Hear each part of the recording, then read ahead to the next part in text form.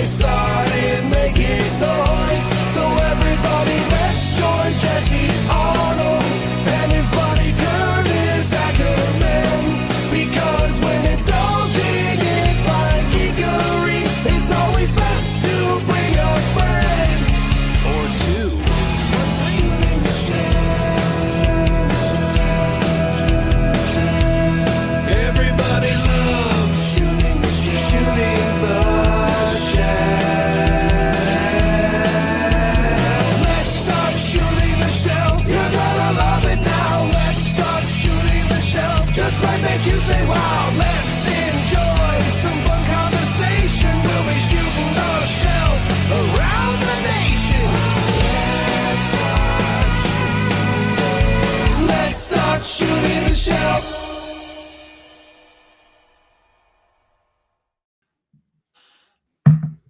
Good morning, everybody. Welcome to Just Shelve It. This is Shooting the Shelf, episode 210. That's 2, 1, nada. I'm Jesse. That's Curtis.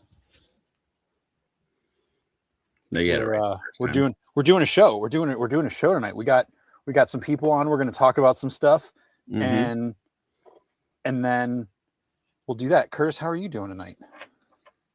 Doing pretty good.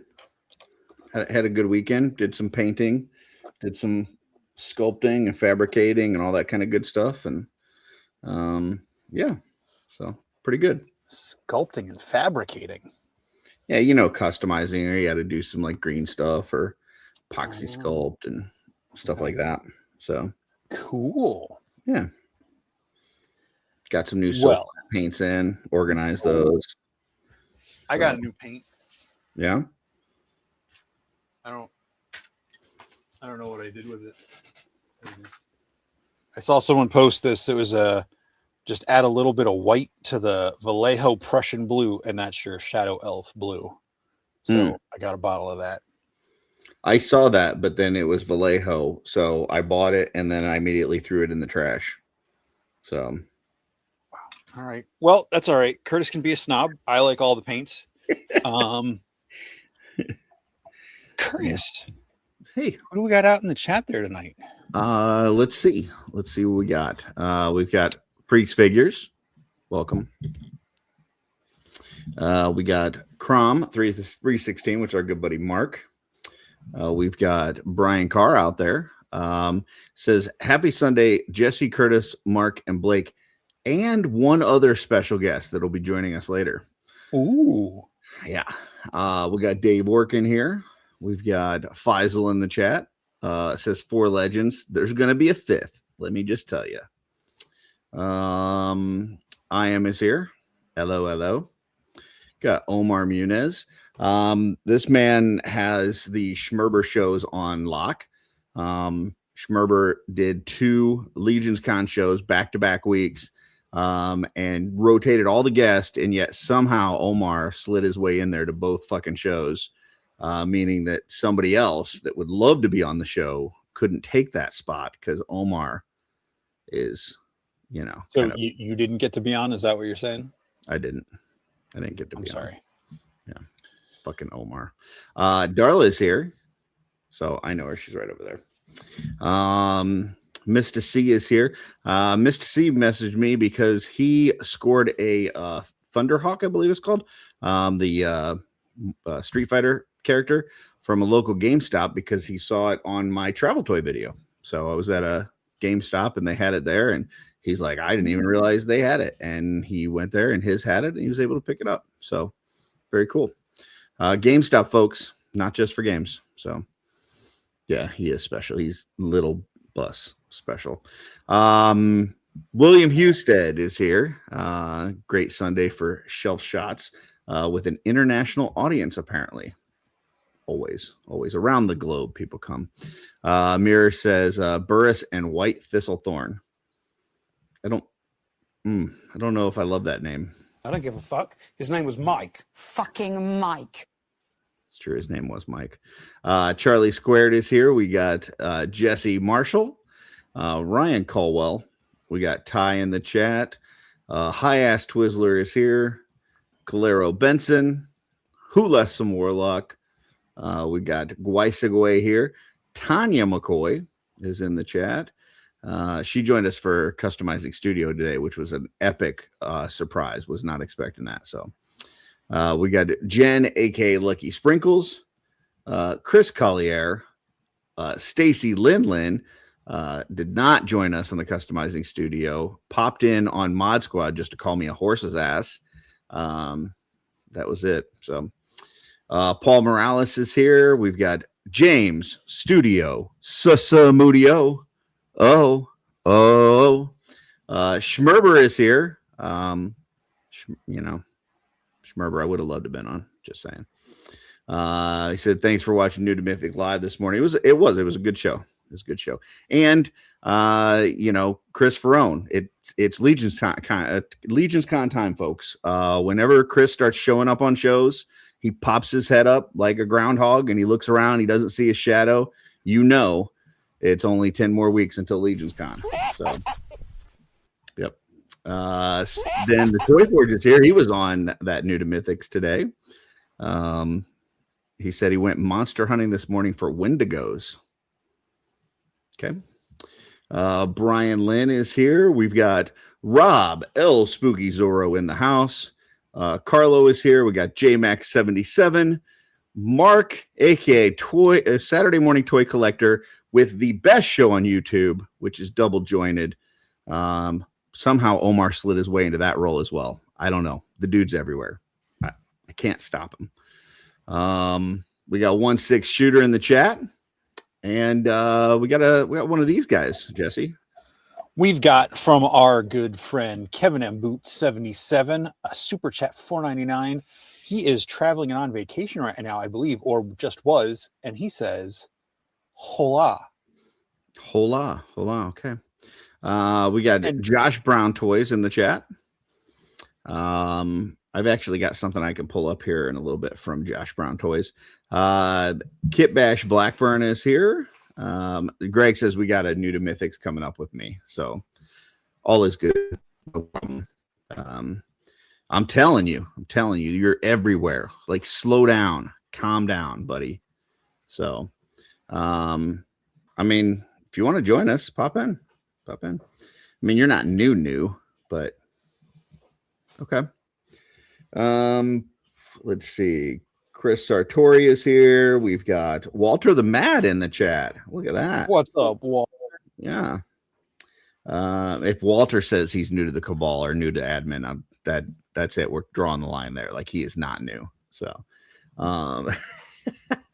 JMax77 is here, and I think that is everybody. So, I'm gonna let you introduce our guest. I'm gonna send a link out to Schmerber if he wants to jump on. Okay. Well, and then we'll go from there. I think I'm hearing a little bit of echo because you're not wearing headphones. But folks, put your digital hands to get. Well, I thought I was. Like when you talk? Okay. We'll play it by ear. If it does happen, let me know and I'll put them on. Okay. Folks, put your digital hands together for the 1, the 2, the 1, 2, 3. No, that's not right. Give it up for friends we've had on the show before. I'm running out of things to say. Blake, aka Recon Rage, and Mark Thomas, aka Saturday Morning Toy Collector. Welcome, fellas. What's going on, guys? Hello. It's good to be back on the shelf. It's good to be back on Shooting the Shelf, that's for sure. You are not new. Is anybody else freaked out by Jesse's microphone by chance? Because it's oddly flesh tone-ish. It's a little. Oh yeah. White. That part is the basis. I'm not yeah. that pale. No, but I don't know. Every time I kind of glance up and it's just right there, and I forget that it's there. It's almost like He didn't think it was yours. How's that? Can you still hear me? Yes. You can leave it there. It's totally fine. It's not. I'm just saying. Well, now I'm self-conscious about it. No, it's just just be careful how many times you duck your head. There you go. You said good morning, and it freaked me out. I was like, I didn't know that we were in Eastern Russia. Good morning. Oh, yeah, that's do his you? thing. Okay. That's just, okay. This is the episode where we learn that Mark doesn't watch our show. I'm sorry, guys. I got youngins at my house, man. I don't watch a lot of shows. That's why mine's early in the morning. All right. Well, first, at the beginning of the show, we do a little thing called shelf selections, which we got one from Mark and one from Blake. So we will do those. Those are towards the very end.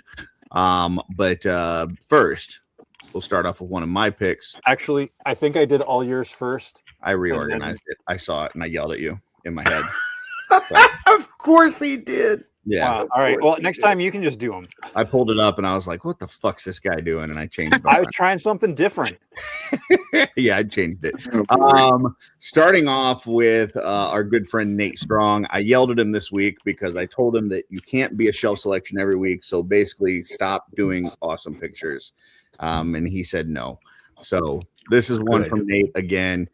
Dude's just killing it lately. I love this shot. This is just it's just gorgeous. The lighting, the pose, the walking pose.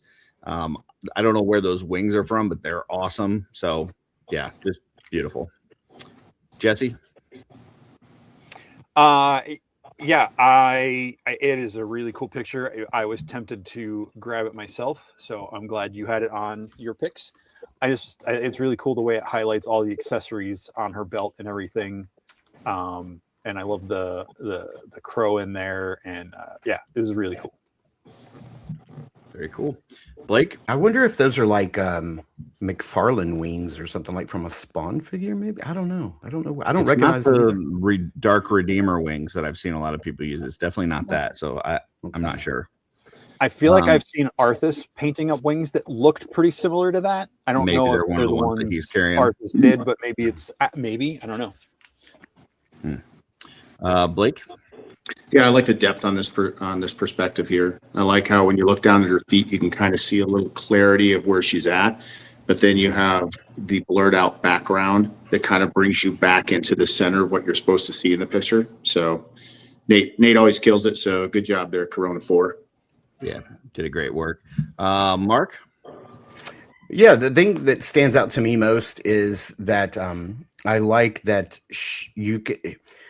it appears that she's making eye contact with the bird who is not making eye contact with her, which I find that interesting because it's kind of like it's kind of leading you through the photo. Like you use the wings kind of like frame her head in a way that it draws you right to her face, and then her eyes are looking at the bird, so it draws you to the bird.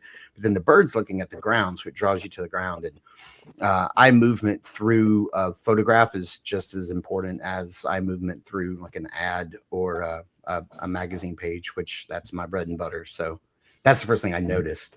I like it. It's beautiful. That's like she's saying, "Look at me when I'm talking to you, bird." Or like, I ain't gotta look at you. Or she's looking at that bird like maybe dinner. You never know. Maybe. And the bird's just sitting there like, fuck off. Yeah. We'll give you wings. Jesse. Well, we have Schmerber that jumped on, but then his screen locked up. So yeah. Performance anxiety. It happens to all of us. Must be it. He did do a lot of streaming earlier today, so he might be exhausted. Next one is one of Jesse's. So this is Chase_Evergreen80 with a customized Psylocke head. I don't know. I couldn't see where the head was from. It kind of looks like a repainted, maybe a silk head, but it might just be a completely. Anyway, I just thought it was really cool. I don't remember Psylocke with the short hair, and I just thought it looked nice, and I liked the different color backgrounds and stuff on it. But I thought that really her costume. I'm not sure what's going on with your mic, but it's like cutting in and out, Jesse. So Okay.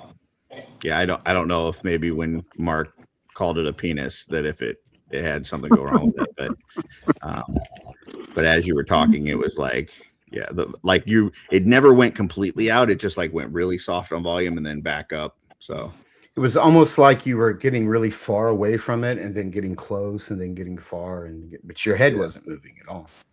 Yeah, I don't. I'm pretty sure it's just self-conscious at this point. So yeah, it probably is. Mark, what do you think about this one? I love the colors. I'm fascinated by these people who I have yet to figure out how to light photography to where I don't get a lot of the light like bleeding onto the figure. Like I like how you can see a sliver of the pink along her back and then on her inner thigh and the back of her right leg. I think that's really cool. It's just slightly there, but then that sword catches all of it. I know that's a translucent sword, so it's catching all of that light and seems to be glowing. It's just gorgeous. Like people who know how to do that, it blows my mind. I mean, I know it's a simple thing, but I just somehow I can't seem to figure it out. It's beautiful. I love it. Yeah, I often get excited when I see a little pink on the inner thigh too. Blake. Wow. Okay. And here for a second, I thought I was on Off-World. Are we on Off-World? Holy cow. Yeah, I like the color variants here. I think the contrast really pops in this picture. And I like the bleeding, foggy effect of that light coming in from the right. I think it's a really cool touch. So very cool. And that head sculpt looks, I like to see it up close, but it looks like a really killer head sculpt that was painted. So that's pretty neat. Yeah, this is not Psyduck for sure. This is definitely Psylocke. Yeah, great shot. I love the lighting. Don't know what else I can add. It looks awesome. Next, it does appear to be. I'm sorry, real quick. It does appear. I just did a quick search for Marvel Legends Silkhead, and it does appear to be the Marvel Legends series Spider-Man 60th anniversary. I think that's what it is. It's repainted, but the hair is identical with the little mask pulled up. So yeah, very cool. Icon translation tool. Sure. What was that? That was my apparently Siri thought I was talking to her. She just starts. Oh, I was like, what the heck? I looked down at my phone. My watch does that to me all the time. This is from D Amazing. It was part of a reel that he did. I encourage everybody to go out and check this out on his Instagram, D__, 2 underscores. Amazing. That's how amazing he is. And he needs 2 underscores to control the amazingness. But this reel, he's got this all set up and like he's going around it and stuff. And you don't see any stands. You don't see any like he's not holding the figure. He's not balancing to where it's like falling down. Like he's got this set up and he's sitting there talking about it and moving the camera and stuff. And you're like, how did you balance this on the, and how did you do? And like, the dude is just unbelievable. So D Amazing, check out his Instagram and check out this reel. Apparently this is a new, I believe he said it was Mess Toy Bruce Lee. In art. It's the in art. Oh, sorry. In art. Yeah. Bruce Lee. That's right. And it looks great. So nicely done. Nicely. I mean, this is why, you know, the toys companies want to have him review their stuff because he can do shit like this. So Blake. Layout's awesome. And I would obviously say that that figure in the middle probably drinks his water because he definitely needs his, don't forget to drink your water. You know what I mean? So, Mark, thoughts on this one? Yeah, this is insane. I'm definitely going to go and watch his review on this because I want to see what you're talking about. I want to see him move the camera around and be like, man, because at first it almost looks like this ninja that he's kicking. It looks like he might have like that leg supported with the axe that he's holding, but maybe not. Maybe that's just the perspective of it, but it just looks incredible. And shout out to InArt because I did not know about this InArt Bruce Lee. They dropped 2. I think it was Friday was the first I ever saw or heard of this figure. It's this one, and they did the yellow jumpsuit from Enter the Dragon. And I did not know about these figures before Friday, and they were all over my Instagram. And then all of a sudden, a bunch of reviewers had them up for review this weekend. So they must be doing a huge put. I pre-ordered this one in particular, the Kung Fu outfit. Yeah, these figures look incredible. He really is amazing. And if you get a chance, go check out his review of the new Skeletron Siberia female figure, because he did another shot in that equally as amazing of her jumping through what looks to be like all these red lasers. And he shows how he did that. It's like red string tied around this ring of light.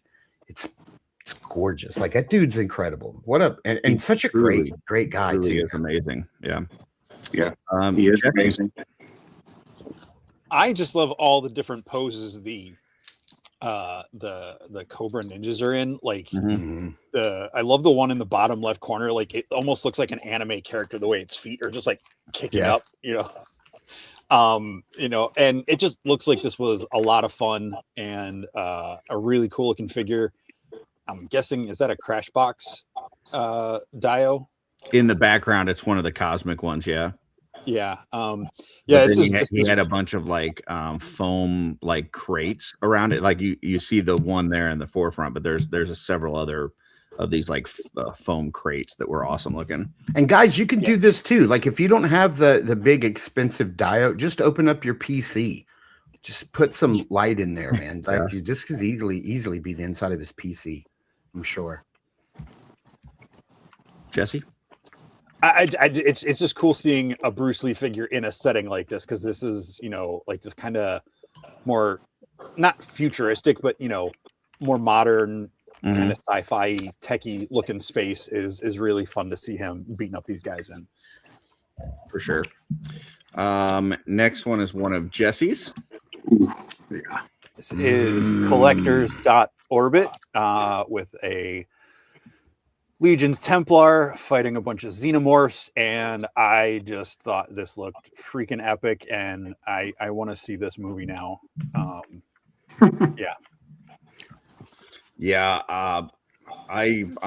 normally I would go down the row and I would go last, but I got to jump in on this because this looks spectacular.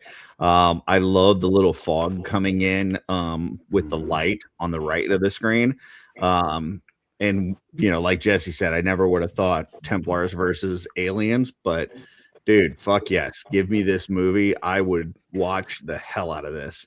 Love the little like bone fodder at the base of his feet and stuff. This is really cool. So, Mark, absolutely. I'll be the nerd here to jump in and talk about color theory and talk about how green and orange are kind of like opposites on the color wheel. So anytime you kind of mix in a little bit of bluish green with that orange, the colors are just going to complement each other very well. My brain does not operate like this. I don't sit around and go, what could I put in with a Templar? Is this Sir Elijah? This is it is Elijah, I believe. If I'm sitting there like, what am I going to put in with Sir Elijah? My brain would never go, how about some xenomorphs? That'd be great. My brain does not operate like that, but this is freaking amazing. I would watch this movie. I feel like this would be like a Paul W.S. Anderson film, and somehow they'd figure out a way to put what's his wife's name that's in all of his movies. Yeah, Mila Jovovich would be in this movie somehow. I think Dave Bautista might be under that helmet there. I'd watch it. Yeah, this looks, the colors are beautiful. This is the staging. This is fantastic. And I've never heard of this photographer, but I'm going to be following this dude or this missus, whoever he is. Blake? Yeah, collectors.orbit. I've been following this person for a while. They put out some really good content, really good pictures. Love the framing. There's different stages to the framing. Love the light effect in the corner and then the pop in the back that draws you back to another alien or xenomorph. So I think the way this was framed, as well as the lighting, kind of takes you through a quick story, like a real brief moment of like, oh crap, this night is overran. He's in a situation of peril, and the lighting helps point out how dire this situation is. So good job. Yeah. And then look at the eye movement, right? So the xenomorph in the background lines up with the hammer. The shaft brings you down to the next xenomorph. You go diagonally across. I know he said shaft. You go across, you catch the helmet of Sir Elijah, the other xenomorph, the hand at the base of the sword brings you back to the other xenomorph. It's just dynamic. Gorgeous. Next one is one of my picks. This is a new one for me. Primer.and.pop.studio. And I've been getting a lot of like painting tutorial type ones that have popped up on my thread. I thought this one was really cool. It just shows kind of the different step. Like if you look at the last step, you're like, oh, that's awesome how they do that. And then, it shows the breakdown of how they went from 1 to 5. And he even explains it in the description and stuff, kind of walks through it if you're, trying to do this yourself. And I just think this is super cool. And I appreciate when people take the time to do something like this that helps others out. So very neat. Blake. Pretty cool. As I'm starting to get into customizing in different aspects, I kind of like the stuff you're painting here that you pull up. I think it's great tutorials. It teaches me a lot, and it's pretty neat to see the different stages and how to do it. So I appreciate you sharing these. So yeah, pretty neat stuff. Mark?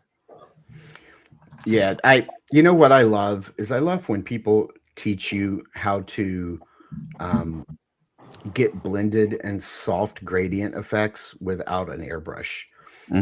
Because I bought an airbrush a couple of years ago and I tried desperately to learn how to use it, and it was a failure.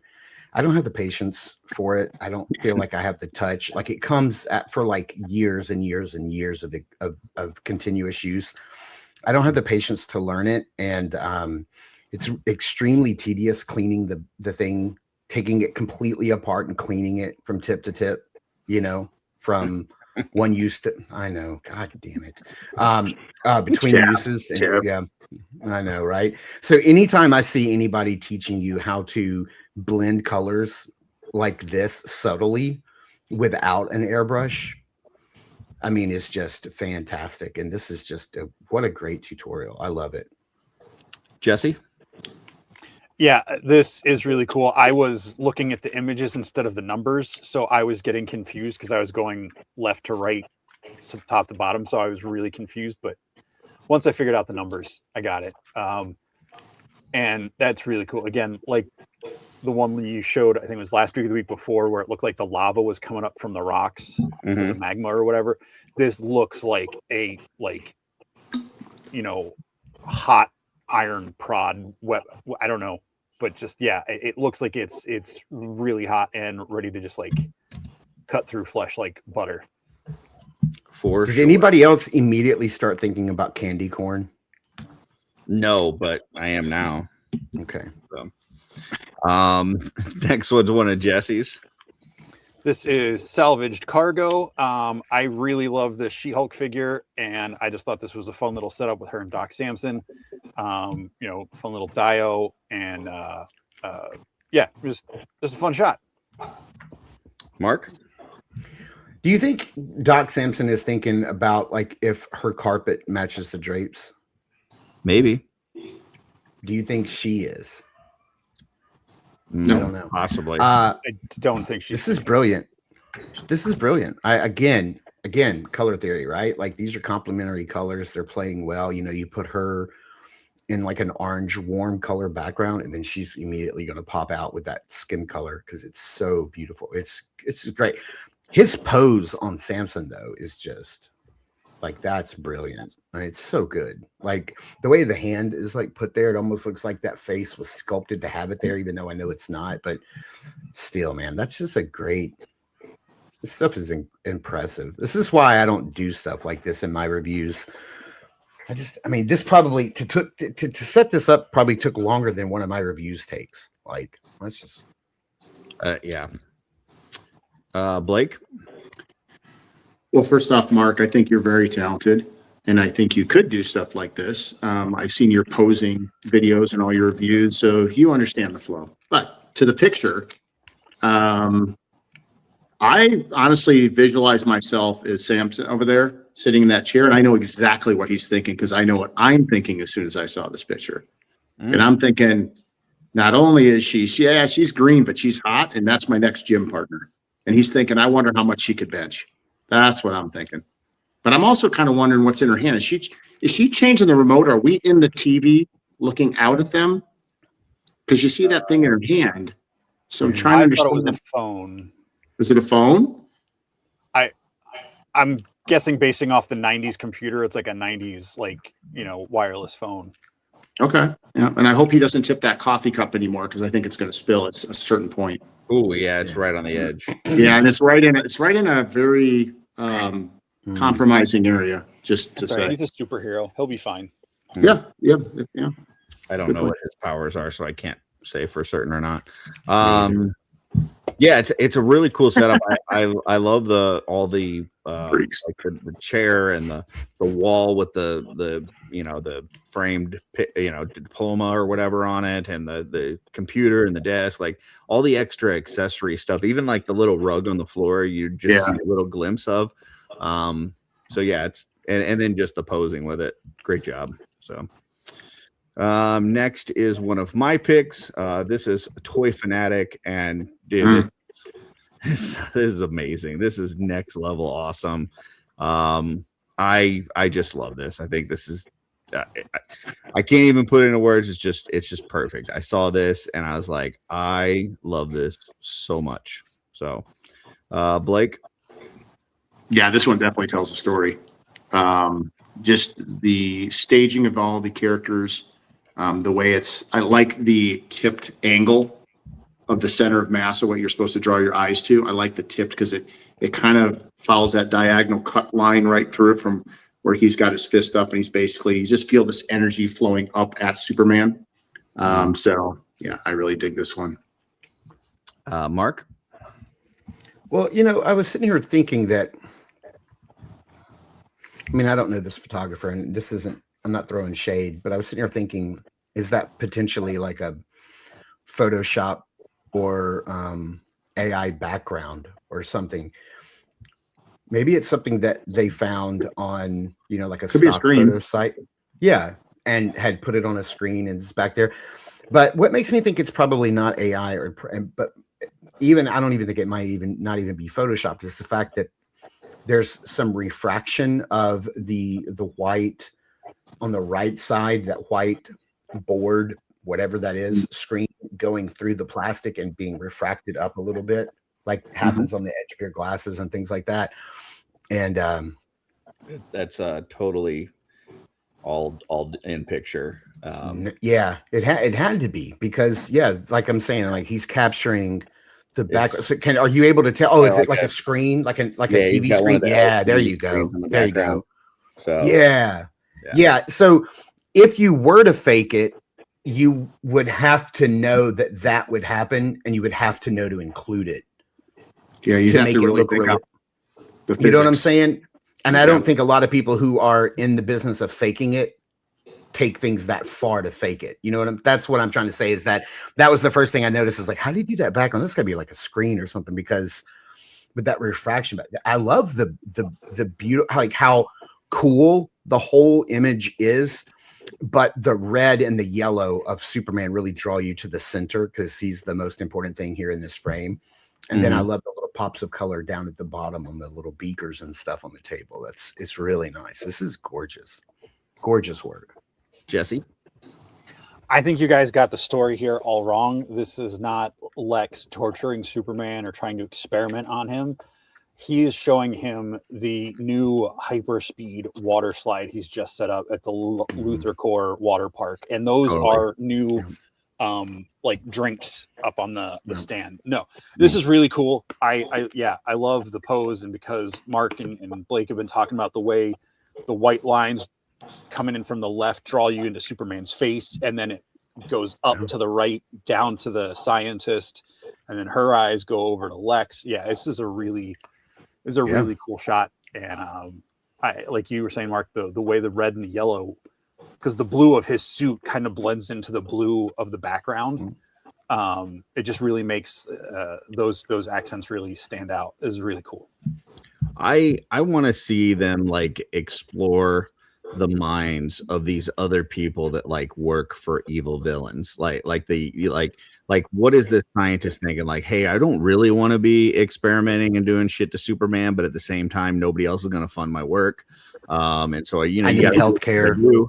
I got a sick kid at home, and like Lex has really good medical benefits. I don't think anybody's going to watch that, because they did that on Daredevil, like the Netflix, like when it was on Netflix, they like explored some of the extra characters, and those were god awful. wastes of time on that show. I do remember that Rosario Dawson was talking about potentially getting a night nurse spinoff show, and I just kept thinking, this is the worst idea. Like, this is terrible. Nobody wants. I would have that. watched that because it's her, but I was there's that one season where there's like the FBI agent. They spend like an entire episode with the FBI agent, and the next episode they die or whatever. I'm like, well, that was pointless. Like, way to invest me in a character that had done anyway. Sorry, I'm just kidding, Curtis. No, you're good. You're good. Next one is one of Jesse's. Holy shnikes. This was This nice. is She Toy Studio. Shigi. I don't know, but I don't remember what the line is. But it's those. It's the like kind of the samurai Star Wars. You got Mando and Grogu, and then they're using a Lord of the Rings horse. And this is a practical shot. There's some behind the scenes where they just use one of those like air dusters or whatever to kick up the debris and everything. And this just I saw a samurai movie last week, and there was no action sequences like this, but this just immediately just drew me right into it when I saw this. So Yeah, the figures are called movie realization figures. Yeah, by Tamashi. Yeah, they're gorgeous. I've never bought one, but they're so good. Like, I do love them a lot. I think they're great. I mean, I love samurai and I love Star Wars. It seems like I would buy these, but I've never pulled. I'm pretty sure Bill from Dorkville still has a bunch of them. He liked that line a lot too. Mark, thoughts on this one? Oh man, it's so beautiful. Like, I love people who are able to like capture those dust ups and stuff with the little aerosol cans. Those are great. Like, I love watching people do that. I don't think I've ever seen this figure. I love that helmet. That is so cool. The only thing I keep thinking of is, man, I wish he had like a better horse. Like, I wish he had like a Mythics horse. That'd be so cool. No, this is great. I love this. This is very well done. Blake? When I saw this picture, I had to look twice because I thought it was that YouTuber who's very good at taking these action figures called Sir Dork. I like watching a lot of his stuff, and it reminded me of the same type composition. To this person here, congrats. This looks really, really nice. I think the action and the energy is definitely conveyed very well through this photography. I love how the cape in the back is flaring up, like he is down, he's ready, he's charging in. You can feel the energy and what's going on here. So congrats. First off, we don't talk about Sir Dork around here because he said his favorite Batmobile is the Batman Forever Batmobile. And that's just wrong. On any level, that's wrong. But this picture here, he's young. He's young. This picture here, I'm going to say the same thing I say almost every time we see a horse. Like, I cannot pose horse legs, and getting one in a running pose here and then getting all that dust to shoot up and stuff. This is spectacular. This is just really well done. So, real quick. No, this is a Lord of the Rings horse from like 2001, 2002. They're not very articulatable. Like, they pretty much, like, there's a button where like the one leg will like gallop or whatever. They're kind of in very static poses. So Freaks was asking if they can lay down. I don't know if he's making a joke, but yeah, it's not that good of a horse. I mean, they're good. They're good for 2.0 figures with Mythics. They scale well with them. But yeah, Curtis. Can I get a ruling on articulatable? Is that a word? Anybody? Oh, God. Sure. Okay. We're gonna allow it. Okay. It sounds like a good word. Good job, Jesse. I like it. Articulatable. Okay, we're gonna use it. We're calling. If it wasn't a word before, it is now, folks. Here we go. Wait, before we move on, I just have a quick question. Is it okay if a horse action figure breaks if you put glue on it? Oh, yeah. I think so. I mean, so. I don't. Yeah, I mean, I see Only what you're if getting you at there. Gorilla Glue. Oh, Gorilla Glue. Perfect. There you go. There Then you it's go. okay. Yeah. Yeah. All right. Next one. This is from Patricia, who has joined us recently in Mod Squad and Customizing Studio, which is Salty Painter _619. and she has been doing some mythic paintings on the backs of like jean jackets and vests and stuff. She actually just on the customizing studio today finished an awesome one on a goblin. Highly encourage anybody to go check that out. And this is one. How did she paint it on a goblin? Seems she like their painted skin the would be- goblin on the Oh, okay. jacket. Yeah. And but this one is an Alithia one that she posted a few days ago, and I didn't know what her Instagram was. So once I found it out today, I went and looked, and I was like, oh man, this is amazing. So this was a late addition. I had sent all my pics to Jesse, and I was like, hey, I need you to add one more. He cursed at me a little bit, but then he did it. Jesse's saying something different, but he doesn't. He's got you don't look. I never mind. Anyway, this is awesome. Blake, thoughts on this one? Yeah, I saw her doing this on custom. I didn't know she did. I wasn't aware of her page or what she did until I saw her on Customizing Studio working on that goblin piece. And I went back and looked at her page, and she does some really impressive stuff. She not only does this, she does some really like custom purses, like a lot of different things she works on. Uber talented lady here. Very, very talented. It's pretty neat going back to her page and just seeing, you know, the spectrum of her talent. So I'd encourage everybody to check out Salty Painter 619. Well, and she also has a list of characters that she wants to do, but she doesn't know like what sizes and stuff people will want. So if there's a character, she says she's going to maybe do a post of the ones that she wants to do. And if somebody wants one, they can message her, and then she can look at getting the right size, you know, jacket for it and stuff. So if there's something you're super interested in, reach out. You never know. She may be working on that, and you might score yourself a mythic vest or jacket. Mark? I just want to express, as somebody who's been an artist their entire lives, painting is a skill that has escaped me. Like fine art painting on canvas or whatever. It's just something I never got into, and it's not something I can do, let alone paint on what is basically, you know, this denim material. May as well be burlap. I mean, it is extremely rough and coarse and absorbs paint like crazy. You have to do things over and over to get things vibrant. Like I can't tell what this looks like up close, but I can tell you from a distance, this looks incredible. I do not envy anybody who paints. The only thing I can come close to comparing it to is when I asked Walter a few years ago if I could paint the Cabal logo on a tote bag and carry it through Legion's Con, and he said I could. I just couldn't sell them. And I tried to paint with like just white craft paint on a canvas bag, and it took me weeks because it just kept absorbing the paint. It's so hard to paint on. This is incredible. This lady's a true talent. Jesse? Yeah, I want to see it up close, but this is really cool. It just the pose. Yeah. I don't think I could pull off wearing denim jacket, but it looks really cool, and the skill on that. Yeah, I want to go check out her page if I'm not already following, because I did not see this week. This is awesome. And is 619 the area code for Miami? San Diego. San Diego. There you go. Okay, I didn't know. There you go. You probably it's know either that or she's a luchador, one or the other. That's why I got it too. I said it today, and Jay's like, "How did you know that?" And I'm like, "Rey Mysterio. He killed a guy with that move."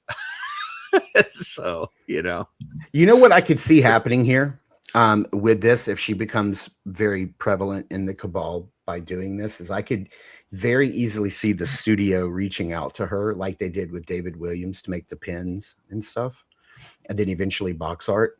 Like I could see them reaching out to her and being like, "Hey, can you do some of these and we sell shirts, or could we sell jackets?" I thought you were going to say gangs were going to start up. I am in the 619. Yeah, absolutely. Looking vest at Legion's Con last year with some painted stuff on it, including some PGG type information. And he says denim is definitely interesting canvas to paint on. So, and canvas is interesting denim to paint on. There you also, go. by the way. Jesse, thoughts on this one? We already did it. Did It's I? awesome. Did I Yeah. blank out? Okay. Yes. I lost my mind. Rob's backstage, and I feel like I need to bring him on, but then he texted me and said to wait till the end of the segment. So now my brain's not working. All right. Jesse, last pick from you. This is toy_lens Baroness. I just thought this was really cool. It feels like it's given off the like Akira poster vibes. You know, but instead of walking away or walking towards the motorcycle, she's walking away from a very juicy body back there. Yeah, I really like the poster, like the graphic design of it with just her name, you know, almost faded in there and everything. I just thought it was a really fun shot, and it really caught my attention. Mark? I love this. I think it's great. And shout out to this person for not using like wet paint or like Photoshop paint or anything. I think that might be plastic. I just lost my Jolly Rancher. Dang it. That might be plastic, like blood drops that I have a maybe from like can of beans or something like that. It looks like they're legitimately there. So that's really cool. That's a great shot. Blake? Blake, you're muted. I turned it off because there was a person backing up outside. And Lord knows I didn't want to interrupt the thing with my stupid problems on my audio. I like it simple. It looks, yeah. I love how he was like, I don't want to interrupt. And then Curtis is like, well, I do. Yeah. But I like the ruthlessness of it. It's very simple shot. Dead guy laid out, blood trails. You know who did it. She has no remorse. So, great picture. I'm afraid that what this means, though, is now we're going to get several more posts in the G.I. Joe groups about which actress should play Baroness in a movie. It seems like every time there's any toy photography of her, that happens. So, yeah. But, yeah, great shot. Love it. And to dope stars, yeah. Next, we've got one from each of our two guests that are here currently. First one being Mark. So, Mark, what do you got here? So I came across this, and it just really caught me because, again, my brain, it just doesn't work like this. And if anybody has seen Predator Badlands, you know the entire Predator film franchise was kind of turned on its head with this film, making the Predator the protagonist of the film, and then pairing it with a what are they referred to? Synthetic human in the Weyland-Yutani universe, the Alien universe, and Thea Elle Fanning in the film does not have legs, and so the Predator deck carries her on his back for the majority of the film. Somebody pulled that off, but they're using Bishop. And I just thought, man, what a great idea. Like, this is brilliant. I mean, very simple setup, very simple lighting, very simple, there's no foreground, there's no background, simple smoke effects, but still, it's just simple beauty. I love it. Yeah, like this very easily could be the poster for a movie. I think the lighting is really cool, like the way the white smoke is lit up in the back, and just the silhouette of the hill or the mound he's on. This is really cool. And when you gave me the picture to put in here, I didn't look that close because I try not to look at him too close when I'm putting them in. I didn't clock that was Bishop. I thought it was just a Badlands post. But this, I like that twist to it. That's really fun. Blake? Yeah, I like the muted, dark, almost eerie, but yet sci-fi tone to this picture. I just think it's very ominous. And I like how he swapped out the person in the back compared to who it was in the movie. Really cool touch. A little bit here makes you look twice. When you see that, then you're like, oh, what else is different? So. Yeah, it's so monochrome that I thought that it was the new Legion's Con exclusive from Jeremy Gerard, which people were going to follow over. But no, in fact, it is a Predator image. And I agree that this would be an awesome poster. You know, like 16-year-old Curtis, 15-year-old Curtis would love to have this on the wall in his room. This is pretty cool. So What do you mean 16? How about current Dave Curtis? You'd still love to have this on your wall. I don't He have just wall doesn't want to say space his anymore. age. You just don't have a lot of wall left. I mean, yeah, I've got all my wall is pretty much filled with like Nate Barch or Trevor's work. So I just don't have any more room for that. Next one is one of Blake's picks. Blake, what you got? Vaz picks, my boy. Vaz has been pumping out some great stuff over the years. His stuff gets better and better, but this is the Savage Crucible convention figure. Devarthi himself, which is a group. Devarthi is not his name. It's a tribe of these characters. And I think this figure is awesome, let alone just the setting in. If this doesn't say metal, if this doesn't say you're screwed if you ran into this guy in the hallway, I'd even think twice and probably go the other way. So great contrast on this, captures the emotion. This is just a don't screw with me picture. I like it. I'm not sure what the setup is on this. Like it feels like that torch is a little too realistic to be like an actual setup for that. Like it feels like this is some sort of thing going on, but I could be wrong. But the figure itself looks great. The lighting on the figure looks great. So yeah, nice work, Mark. Yeah, I mean, if anything, the flame could be, photoshopped or something, that could be.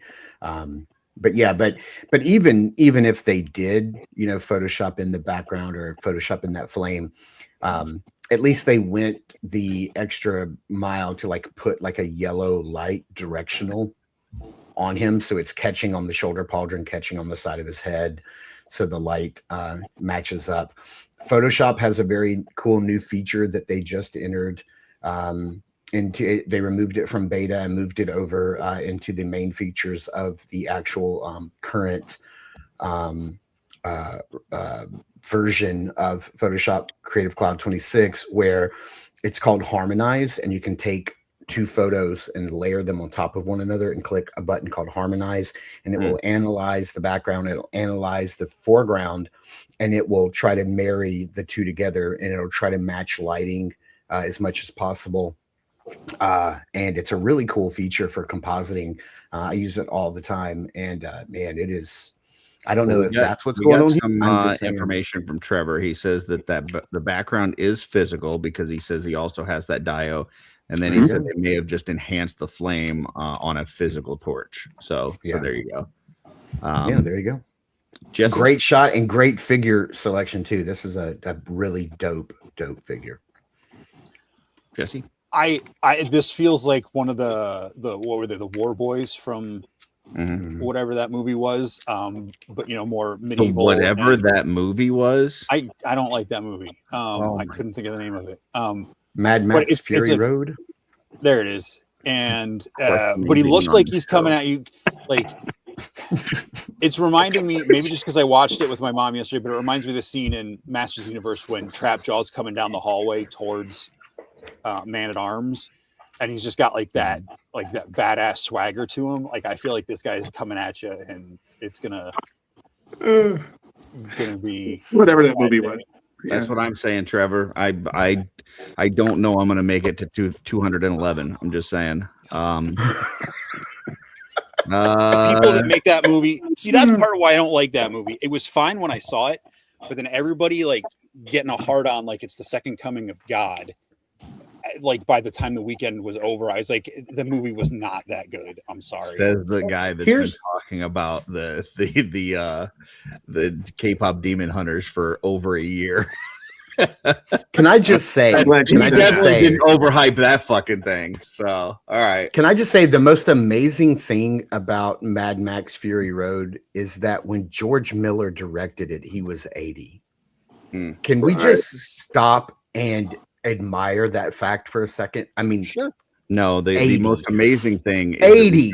We got that GIF that goes, that's bait that we could put on all the in the Cabal. Whenever somebody posts about Toy Unity, we can go, that's bait. How rad do you have to be at 80 years old to go, yeah, I want a semi truck with a guy on it who's chained by the nipples to a base that is also a flamethrower, who's chained to an organ. I mean, what flavor of Metamucil are you on at 80 years old to come up with that? Come on, I want some. I know, right? Well, Silver paint. we wanted to have you guys on to talk about a little group called the Mythic Legions Cabal. Never heard of it. Yeah, it's been going for a little bit. It's had a good run, up over 8,000 members. And the reason we wanted to get you guys on is because you two have just been added as admins to the Cabal. And so we're going to put you through the ringer, ask you some questions on what exactly you would bring to the table, because I'm not sure. But late breaking news right before the show, another admin was added, and we've got the one, the only, the great Rob Zamora in the house. What's up, Rob? The newest admin of all. Marc's stint as the new guy lasted about 5 hours. Blake's stint as the new guy lasted about a day and a half. And now the FNG of the group, Rob Zamora. So what's up, guys? Hey, before we carry on, do you guys mind if we do a giveaway for today? I have like a bunch of Cabal stuff that we could give away, like to one person. Sure, absolutely. It would be Curtis loves surprises. Yes. Yeah. This is great. Cabal sticker, these 3D Cabal books. I have 4 of them. Oh, I love those Cabal books. Cabal pin, and a bunch of 4 Horsemen stickers. So okay, nice. Makes 12, Chris. Makes 12. We're just gonna do hashtag Cabal. Jesse. I'm sorry. I'm doing the giveaway tool, but if you could do a banner, I'm just gonna do hashtag Cabal. So here we go. That's what it looks like. Hashtag Cabal to be entered into that giveaway. But you know what? Wait, there's a height restriction. When I found out that we were going to be adding Rob to this, Jesse and I, while we would definitely put you guys through your paces, we can't be outnumbered by the new guys. So we had to bring in another person to help us out, to put you through the ringer, ask you what you actually bring to the table. So coming back after a victorious week last week on Shooting the Shelf, we've got Anthony Halseal in the house. What's up, Anthony? What's going on, everyone? Congratulations on the dwarf win last week. My legs are exhausted doing victory laps. Let me tell you. That's because they're not as long as everybody else. Yeah, there it goes. Good one, Jesse. So, yeah. Breaking news. Welcome, Rob, to the community. Thanks, dude. Marc, Blake, obviously, your welcome is still new. I haven't even had it. I don't even know if I even finished my sentence before the next guy was added. So, yeah, this is crazy. We got a lot going on right now. We might have to start our own cabal of just admins. There you go. Well, you know, we had a need. And the big need was we needed some representative on the West Coast, because some stuff happens late at night, and you know we got a lot of East Coast folks, and they go to bed early. Like, not only do they go to bed early because of the time zone, but a lot of them are just old, and so you know they're just in bed early at night. So we needed some West Coast guys, and then we said, you know what, we've only got 2 people in Florida. We need a third person in Florida because, you know, just population wise, you got to have, you know, enough representation. So I think that's why we decided to go with a third person in Florida. I really don't know. Yeah, I don't know either. Well, I mean, there's only 2 states that are actually shaped like a flaccid penis, and that's California and Florida. So I thought, there you go. If you're adding me, you gotta add Rob. We're a package deal. Yeah, literally. This is true. Um, Well, so so Curtis, to add to that, in reality for a moment, we are going through a little bit of a change right now. We had a departure from our current staff. We're making an announcement probably this upcoming week. So as we're moving things around and trying to figure out where we are, we just want to make sure that we have the right representation, pillars of the community, people that can really help out and help extend the coverage for the Cabal. I mean, because we, for the most part, are a nationwide strong. We have a lot of people from around the world as well, but the majority of our membership is from the East Coast and West Coast of the United States, and we just want to make sure that any crazy shenanigans are happening, in all odd hours of the night. We've got some guys that are ready to put boots to asses as needed. yeah, and we also looked at it, kind of.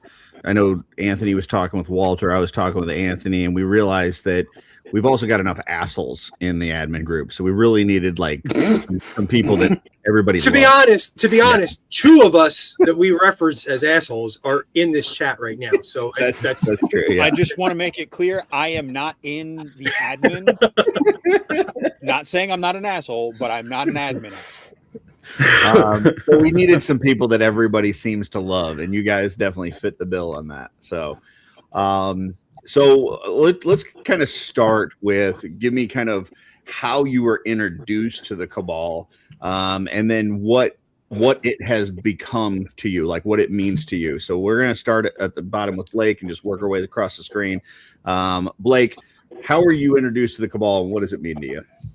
I was introduced to the Cabal a few years back, just through social media. I kind of stumbled on it myself, and I watched the Cabal. I watched the behaviors, the content, the ups and downs, the controversies that go on in the Cabal. The one thing I like about the Cabal is it is a platform and a space for all of us, especially us Legions fans, to go and talk about things hopefully in a sensible manner, where we could respect the person to the left and right of us, but yet share. And that doesn't always happen, as we've seen. But the end result is I found it a cool place to go. As my time and growth with the community has gotten stronger, I feel like I understand the Cabal a lot better. And so I think it's a neat place to be, especially as we all team together, because we all enjoy collecting this line. Awesome. Mark? I can't really tell you guys how long I've been a member. It seems like for a while now. I kind of just stumbled across it at least 4+ years ago. At least I think somebody can go and double check me of when I joined. But I just found it at first to be, this is like a really cool group of people who collect Mythic Legions, and I just thought that that's all that it was until I attended my first Legions Con, and then I realized that I was seeing people that I knew by their screen name if it wasn't like their real name, right? Like, like I was seeing El Spooky, but that's Rob, and I was seeing people that way, and I realized, I know these people from either from YouTube or I know them from the Cabal. And then as I grew, like Blake just said, I come to realize that the Facebook group is just our way. It's just our way of connecting with each other every day, but we're so much more than just this Facebook group. I mean, in the time that I have been a part of the Cabal, and I've been friends with so many of you guys, I have seen, without going into detail or naming names, I have seen Cabal members behind the scenes help other Cabal members financially. I have seen them perform wellness checks on people that we couldn't get in touch with. I have seen like the outpouring of like community and love and friendship is just, it's ridiculous. And I've now attended Legions Con 3 years in a row. This will be my 4th. It's like, I know that it is so much more than just a Facebook group. It literally is a family of, I don't know 8,500 people in the Cabal. I don't know all of them, but I know a lot. And we're gonna have to have a talk then, Mark. Yeah, I know. Yeah, that I was know. one of the Look, prerequisites. listen. I know. We have It's members still- in the admin that text everyone every day. I just want you to be Yeah. aware. They get text Yes. messages every day. I've noticed my notifications have increased significantly, with mainly with talk of tacos. Yeah, a lot of But yeah, but yeah, that's it Rob, for me. What about you? I was introduced to the Cabal by Jeremy. He made a custom for me before I even know who he was. And he said, if you really like these figures, you should check out the Cabal. And check it out. I was off Facebook for maybe 10 years prior to that, and it brought me back. And I think I've made a lot of long-time close friends through the Cabal, which I'm super grateful. I mean, one of them is right next to me. Love Marc. But yeah, I know a lot of people say the Cabal is kind of very cult-like. Mhm. I don't see that. And people can say I'm a shill, whatever, dude. Call me a shill all you want, but I will shill for a company, a toy line that I really love, and friends that I really love. And I wouldn't have it any other way. So that's Awesome. just me. Well, we've definitely got some questions for you guys, but the first one actually comes from the audience for Rob. It's from Broder of Bjorngar. It says, question for Rob: what would Justin Bieber do for his first order as admin of the Cabal? Make sure everybody can grow a mustache. And I'm looking at everybody on the screen, but I see somebody without a mustache. Oh, Blake. That's right. Yeah, Blake. I don't think it's that Blake can't grow a. I think Blake, if he wanted to, could grow one right now. I think he could just and it just pop out. I think that Blake's mustache is afraid of growing and stays hidden behind. Yeah, you pretty much got it all wrong. I'm the one that's leading the charge here, and eventually you'll all figure it out as you get older. Gotcha. Okay. Well, why don't we do a little trivia with you guys? And I'm going to go through. We've got 3 of you, and there are 9 rules in the Cabal, and we're gonna kind of do a round robin thing. We're gonna start with Rob on this. First rule of the Cabal: be kind and courteous. Tell us what that means. Be kind. Hold on, let me get my notebook. Yeah. I'm gonna take notes for this one. Yeah, what does that mean to you? Be kind and courteous. I mean, don't be a This dick. should have been the interview process, by the way. Instead of now Well, that to we're be honest, Mark, there is an interview process, but things may have jumped the gun a little Yeah, bit. I just want to make sure We're getting caught up. it is courteous, you're not mispronouncing be kind to Curtis. Well, that's kind of what I thought it was, but I'm waiting for his definition. Yeah, but he can't read, so don't be a dick. Be nice. Be considerate of other people. What was it? Be kind and courteous. Yep, be kind and courteous. Yep. You know, just respect other people. Like sometimes that's kind of hard to do, and I will definitely admit that. But be kind and courteous. Be nice to people. Be considerate. Yeah, and I mean that is the reason that is the number one rule is because that's the most important. Like just to it was already said, but don't be a dick, right? Like if you're getting ready to post something, whether you're making a post yourself or you're replying to somebody else's post, just ask yourself, am I being a dick? And if the answer is yes, probably don't put whatever that you're getting ready to put. Just you know, when I was talking to Walter and he was telling me about this, and I just started thinking like I would just present myself how I would want Frankie to see me. I wouldn't want Frankie to see me as an asshole. Mm-hmm. So I'm kind of thinking that's how I would hope. At the end of the day, rule number 1, I always go back to like the golden rule: treat others how you would want to be treated. Mm-hmm. I can't think of many people that want other people to treat you like, to be a dick and screw you over. Like, you want to get along with these people. We're all here for the same reason, the same likes and wants. So let's try to get along and be friendly with each other. It's not a hard process. Just like Curtis said, don't be a dick. So number 2, very, very much tied to number 1. This is for Marc. family friendly. So tell us what family friendly means to you. My litmus test for what is family friendly is I have 3 kids. They're 15, 13, and 7. If I would not show this to my 7-year-old daughter, it's not family friendly. So I just kind of think, keep it PG. That you don't have to. I cuss like a sailor when I'm off screen. Some people may not know that because they only know me from Double Jointed, but in my reviews. But I cuss like a sailor. So if I wouldn't say it in front of my 7-year-old, I'm not gonna say it in the Cabal or anywhere else for that matter.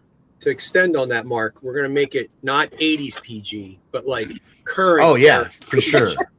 Okay, thank you. Yeah, 80s CG, you got with a lot more. That's my favorite question when I come across somebody who's like, oh, I love movies. I'm like, what's your favorite PG-13 movie from 1980? And they're like, because there weren't any. It was like, it went from PG to R. I mean, I saw recently even the Zezre fan group on Facebook had to implement a rule similar to this, like a no nudity rule, which is funny because they put out figures that have nipples and then they say they don't want to see pictures of that. But I think it's one of those things, like when you go to like Legion's Con, you see, it's not just a whole bunch of dudes, right? It's people with their wives, people with their kids. Like this has become, we've got kids that are in there customizing and stuff. So yeah, I mean, you want to keep it PG. So, 100%. Like I just got into like WWE this year for the very first time, back in like March. And I have been sort of blown away by how family friendly WWE, like how serious they take that. I mean, if you think about it, these are grown men and women trying to beat each other, to death, play fighting, whatever. But you know what I'm saying? But it's like they try to keep the language to a certain degree. It's not attitude era anymore. Right. You know what I'm saying? It's like my 7-year-old daughter is a huge WWE fan because that's our thing to do now. And, I am amazed. Like my wife at first was like, I don't think this is appropriate. And then the more she started watching it, she's like, okay, I'm kind of seeing behind the curtain a little bit how they narrowly walk this tightrope. So yeah, my daughter's my litmus test. All right. Blake, this is where it starts getting a little tricky. The next rule just says sales. What constitutes an okay sale in the Cabal? We'll see how close you can get. Great. I will tell you that a sale post has to have 2 things. Let's see if you can get the 2 things. Picture of the date and who is selling it. Picture. The name. Yep. And the accurate price. And the price, whatever price you're looking at. Picture and price. Yep. And a lot of people miss that. A lot of people, their post gets taken down or they, whatever. Usually we try to talk to them first and say, hey, you need to add a price on here and stuff. But a lot of people are like, why do I got to put a price on it? Because we don't want to waste everybody's time with a bunch of fishing back and forth and this and that. Like, just put your picture, put your price. If then you want to take it offline and somebody wants to negotiate you down or whatever, go from there. But yeah, for sure. Anything else with sales that you think probably people should stick to when posting something in the Cabal? I mean, make sure your description is accurate. Make sure you're being reasonable. Don't be disrespectful in the way that you go about posting that sale. I mean, there is a clean cut, simple way of doing that. Yeah. Did you have something, Jesse? Saw your hand go up. I was just saying, you were saying being respectful. I'm like, that just ties back to rule number 1. Yep. Anybody else? Yeah, Mark? I'll jump in and I'll say probably the obvious, but it has to be mythic related. Yep. Well, or Four Horsemen related. Yeah. Horsemen related. And typically it's like if you have, like, let's say you have a massive sales post, right? At least half of the stuff or more have to be Four Horsemen related. So, right. If you are selling off a whole bunch of stuff for whatever various reasons that people have that they're selling their collection, and you've got, like 100 Mythic Legions, and then you got a couple Savage Crucible, and you got a couple GI Joes or whatever. That's fine as long as the majority of it is 4 Horsemen. Another one is no price shaming. So there's no price shaming in the Cabal. So as much as we may not like it when somebody gets one of these things, you get one of these things from San Diego, you go and spend the money, you go there, and then you try to post one for $200 immediately on the show floor in hand. While that sucks, and you really wish that people wouldn't, try to jack up the price, 4 times over, there's no price shaming. Just don't buy it. That's the way to get people to not do that, is to not buy it. But yeah, no price shaming.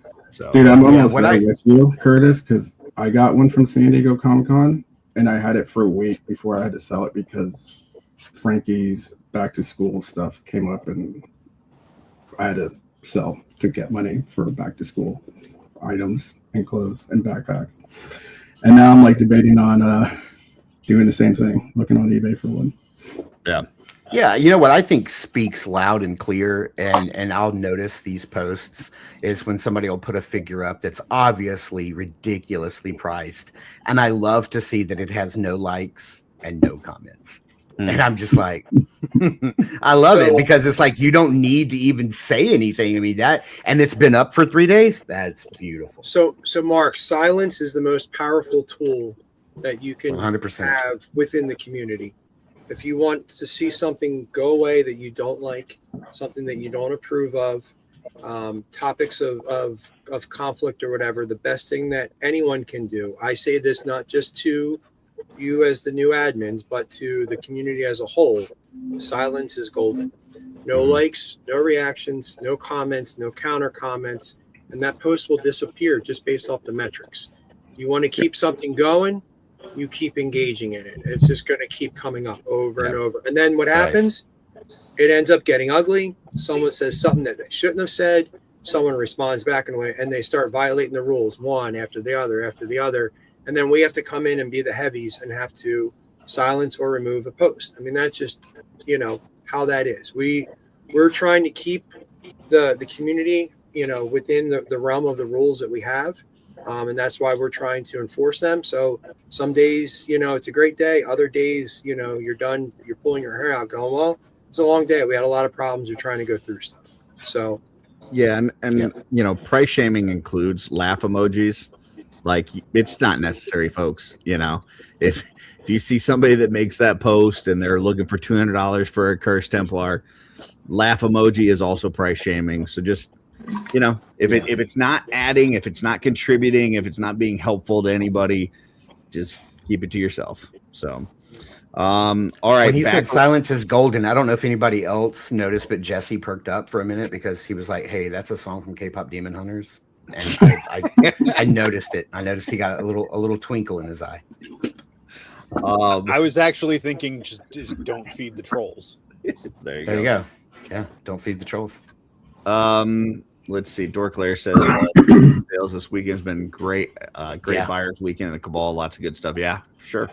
All right, Rob, we're back around to you. This one gets a little tough. In search of post. It needs to include one thing that a lot of people do not include. What is that thing? The picture or the price? One of the price. A lot of people will say, I'm looking for like the Cursed Templar. I'm looking for a Cursed Templar, and will not put a price. Same thing as when you're posting something to sell. You gotta say, I'm looking for a Cursed Templar, looking to pay $100, whatever it is. And you can put whatever price you want. You can go.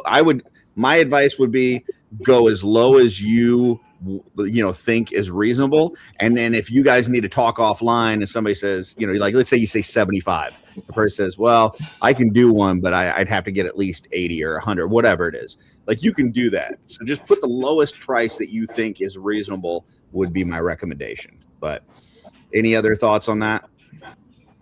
In search of post? You have to always include that it's for your son, I think is. It does happen, but no, that's not. Yeah. I will say, just to tag on, because we've had this come up, and if anybody wants to add to this or talk about it, that's fine.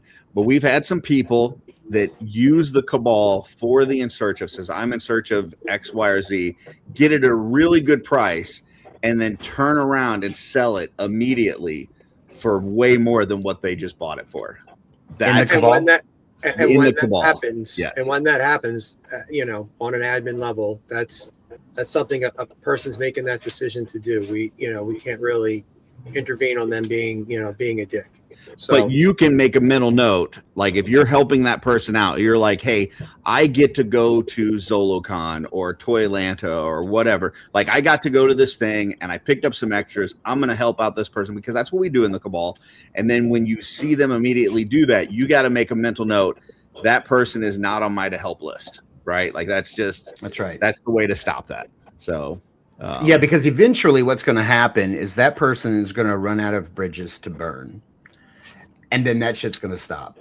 Yeah. So, like you said, you don't have to go on there. Like even before, I mean, I literally just became an admin on Thursday. But even before, my rule is that like I have my mental list of those people that I know who do that. And I try to make sure that my friends are aware, when somebody says, oh, I'm picking up 3 or 4, I'm like, I want you to be aware of so-and-so because this will happen. And I just want you to be aware of it. But you're right. I mean, they're not technically breaking the rules of the Cabal, and they're allowed to do that. And like Anthony said, silence is golden. Yeah. Yeah. I was looking at Jesse again. That didn't happen this time. I would also say for anybody, because I see some people out there like Bantam, Tar and Feather, this and that. Listen, there are certain things that people do that break the rules. And then there's certain things that are just a little fucking shady. And even though the shady things typically won't get you kicked out, as admins, we see that shit. Like we're not blind to it, right? So if all of a sudden you do break some rule and it's kind of like now it comes to a vote, just know in the back of our mind, if you've got 10 times of shady shit and 1 rule break or 2 rule breaks, like it may be enough. Like it may just be enough to kind of tip the scales. So just throwing it out there. And to follow up with Curtis's statement, I mean, we do a very thorough job going through determining whether or not someone has to be removed from the community. The last thing you want to do is tell someone, hey, hit the bricks. It's just everyone's here for the same reason. We're here for the toys. We're here for the camaraderie, all that. But if you get to a point where we have to part ways, then we will part ways. But it does not come without, a deep conversation. We need to have that decision, from a united front that when we make this decision, it's coming from all of us. I would just tag on to that. Like nobody has ever gotten kicked out of the Cabal because of one admin. Just so you know, like this, it's always a discussion. That is not something that somebody just does and then we all deal with it after the fact. Like we discuss it, we vote, we come out united. So, anybody that's ever said, well, why, I got kicked out, who kicked me out, this and that, it was a united decision. You were kicked out from the admin team, not from one individual. Correct. Yeah. Let's see, Jesse, looks like you got a question commented or starred. Yeah, Kem Pop asks, did the new guy maybe a week or so ago who said he did not trust China get banned? I don't know that I've seen that one come across. Yeah, that's something that doesn't ring a bell with that particular comment, but that doesn't mean that comments may or may not have been said in addition to that may have led to someone else's department. It does bring up a good point, though. Even now, like we've got more admins than we've ever had ever. We're at 12 admins, which is kind of crazy. But we've also got 8,500 people, right? So my call out to everybody watching is if you see something that breaks the rules, report it. We're not necessarily going to see everything. So report it. That immediately comes to us for attention. If we see that it immediately breaks a rule, we'll take it down. If we need to discuss that person's continued existence in the Cabal, we will definitely do that. So I also, just to let everybody know, I don't trust China. My mom gave me hers from when she was younger, when they first got married, and it's very fragile, and I'm afraid to ever use it for anything nice. I'm not sure if anything nice has ever happened enough for us. We to break we that out, only actually. we only trust China at Christmas time when we break out when we have the great family meal. or Thanksgiving, and we're very careful with it. Oh That's no, the no, only no! I time. won't put a turkey leg on China. I'm worried about that. All right, Mark, we're back to you, and we're on trades now. Give me something hard. I want something really this hard. Is it's a little difficult. You say that, right? Okay. But go ahead. Yeah, there's one important thing that every trade must include. Let's see if you can get it. What is it? What does a trade have to include in the Cabal? The meme of the guy going, "I get this and you get that." Is that No, right? but I do love that. Okay, all right. Is it? And he's like this, right? Like it's Okay. Yeah. Let's see here. Something that I'll give you a little hint. One of the sides of the trade has to include. Oh, it has to include a Mythic Legions or a Four Horsemen product, right? Like it has to be. There you go. Yeah. Yeah. One of the at least sides one side of it. Yep. Right. Yeah. There you go. Absolutely. All right, Blake, we're giving you the really hard ones. This one just says topics. that is the name of the rule. Now it has a description, but what do you think are acceptable and not acceptable topics for the Cabal? Well, topics, toilet related, community related, any type of content regarding the community, toys, upcoming speculations, things of that. Just good, wholesome, community based topics that people can join in on and, have fun talking about. What's not is anything that's corrosive, contradictive, accusations, bringing any other toy lines, hate, things of that nature, anything that is not Four Horsemen related. Yeah, so definitely Four Horsemen related. The big one that people get nicked on for this one is AI. Now, listen, we can sit here and debate AI and good, the bad, the ugly, all this and that.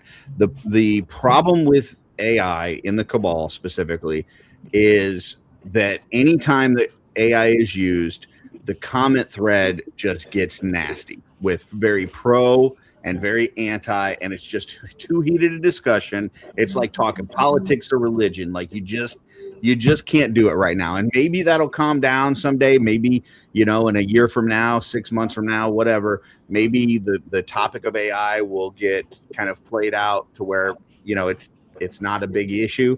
But as of today, it is. So that is the kind of the big one that's on there. And I will tell you, my number one, I guarantee this post will get removed. Post that people do is, why did my last post get removed? If you post asking why your last post got removed, this post is also going to get removed. I guarantee. Why was my second post removed? Yes. Why was my third post removed? Dude, you're skating on thin ice, bro. If you go to the top of the Cabal, it has all the rules listed. And if your post got removed because it violates one of those rules, if you have a question about it, or if you think that something was done in error, all you have to do is reach out to any member of the Cabal team, to the admin team, and say, hey, my post was removed. Can you tell me what's going on? Like this and that. We actually have had some where, because of the way that the picture was, or something that looked like it was AI, but it actually wasn't, and they could show us behind the scenes, boom, post is right back up. So if you feel like it was done in error, reach out to an admin. Don't make another post. That will get taken down, and you're going to piss me off. So there you go. Jesse, you had something to say? I was just going to say, just for people out there wondering, like, and you're allowed to do that because a private Facebook group is not protected by freedom of speech. So, like, as the admins, if that's the rules and that's what you guys come down with, it's a private group that is totally allowed to restrict what you say in the private group, and so you post on your own page, that's one thing, or like your own thing, but like if it's in the group, and that goes for any group, especially private groups, they're allowed to monitor and restrict things that don't go with the overall community standards. So two things. Don't ever come in with that. Again, I'm not an admin, but the whole, but freedom of speech, no. And we're not the government, so that's what freedom of speech is protected by. Mark, to answer your question, the correct answer is the Superpowers Batmobile. That is the one and only correct choice. Yes. And I'm glad we agree on that, Anthony. We may have only met in passing, but it's good to know that at least you and I can start from a place of common ground. That is love. That is the 100% best Batmobile of all time. Yes, for real. Agreed. And like Curtis said, as we continue to move, grow, and evolve, so will some of the rules and thoughts and processes. So we are doing what we're doing in the world that we're in right now with the rules that we have in place. So bear with us. No one wants to pull a post. It's a lot of hassle, to be honest, because you're going through, and then like Curtis said, then you get the why did my whatever get pulled? Why this or that? If we got the rules in place, they're there. They're kind of self-explanatory. I feel like, even though it's interesting to see what your interpretations of the rules are with the squad that we have now. But yeah, we don't want to pull them. So when you're asking why we got pulled, the simple answer is you broke a rule, and we can show you which one it was, and then go from there. And I know a lot of people have commented, well, why didn't somebody reach out to me about taking it down? Surprisingly, we have to remove so many posts each day that we do not have time to write a handwritten note to every single person. If it clearly violates a rule, we're going to remove it. If we think it's something that we need to have a discussion, we will have a discussion with somebody. But if anybody ever reaches out to us, we will explain what happened. But we don't have the time to do that with every single post we remove. Well, and to add on that, Curtis, one thing that we have discovered is when we do add notes or comments on why a post is pulled, sometimes that information doesn't get back to the person. So on our level, we are trying to do our best to put notes in why someone's post was removed. So if it comes back at a later time, if Curtis pulled a post for violating, not including a Mythic Legion in the trade or whatever, and it gets pulled, and someone reaches out to me, I can go back and try to see and find out where that post was, why it was pulled, and then I can relay that information back to them. So we're all trying to work together as a team to help each other out. Yeah, absolutely. All right, we have got three more. Back to Rob. We are now on intellectual property. Yeah, so tell us a little bit about this one. Can I use one of my lifelines? Phone a friend? Absolutely. Who do you want to phone? This guy right here. He wants to phone Marc. Okay. Marc. I know what it means. Let's not. We got this. All 3D printers. Don't be jacking the good stuff and making good stuff. And yeah. All right, we're gonna go to Marc. Marc, intellectual property, do's and don'ts. Oh, the do's and don'ts. Okay, so the way that I understand that the Four Horsemen have set up protections for for their particular intellectual property is that they do not. If we're talking about the do's and don'ts, you can 3D print heads. You can 3D print torsos. You can 3D print gear, weapons, whatever. They do not want you changing the internal engineering, so joints, things like that, hips. It's like the stuff that makes them function the way they do. The ports, the system, the build system. So the ports, so that you're making a piece that one of the authentic pieces wouldn't fit into. And I'm not sure why you would want to do that anyway. But just nothing that infringes upon the intellectual property, the actual, the function, the internal engineering of 4-H because I am quite sure that lots of engineering, lots of thought, lots of discussion goes into how these pieces are made to work together and create this build system, much like Lego.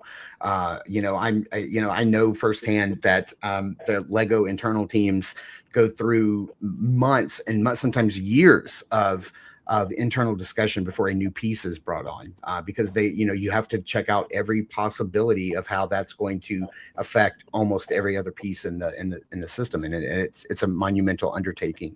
I can only imagine that they deal with that on a much smaller scale, but yeah, I would say so. That's definitely one aspect of it is the build system, the joints. We got a few more. Any others for intellectual property?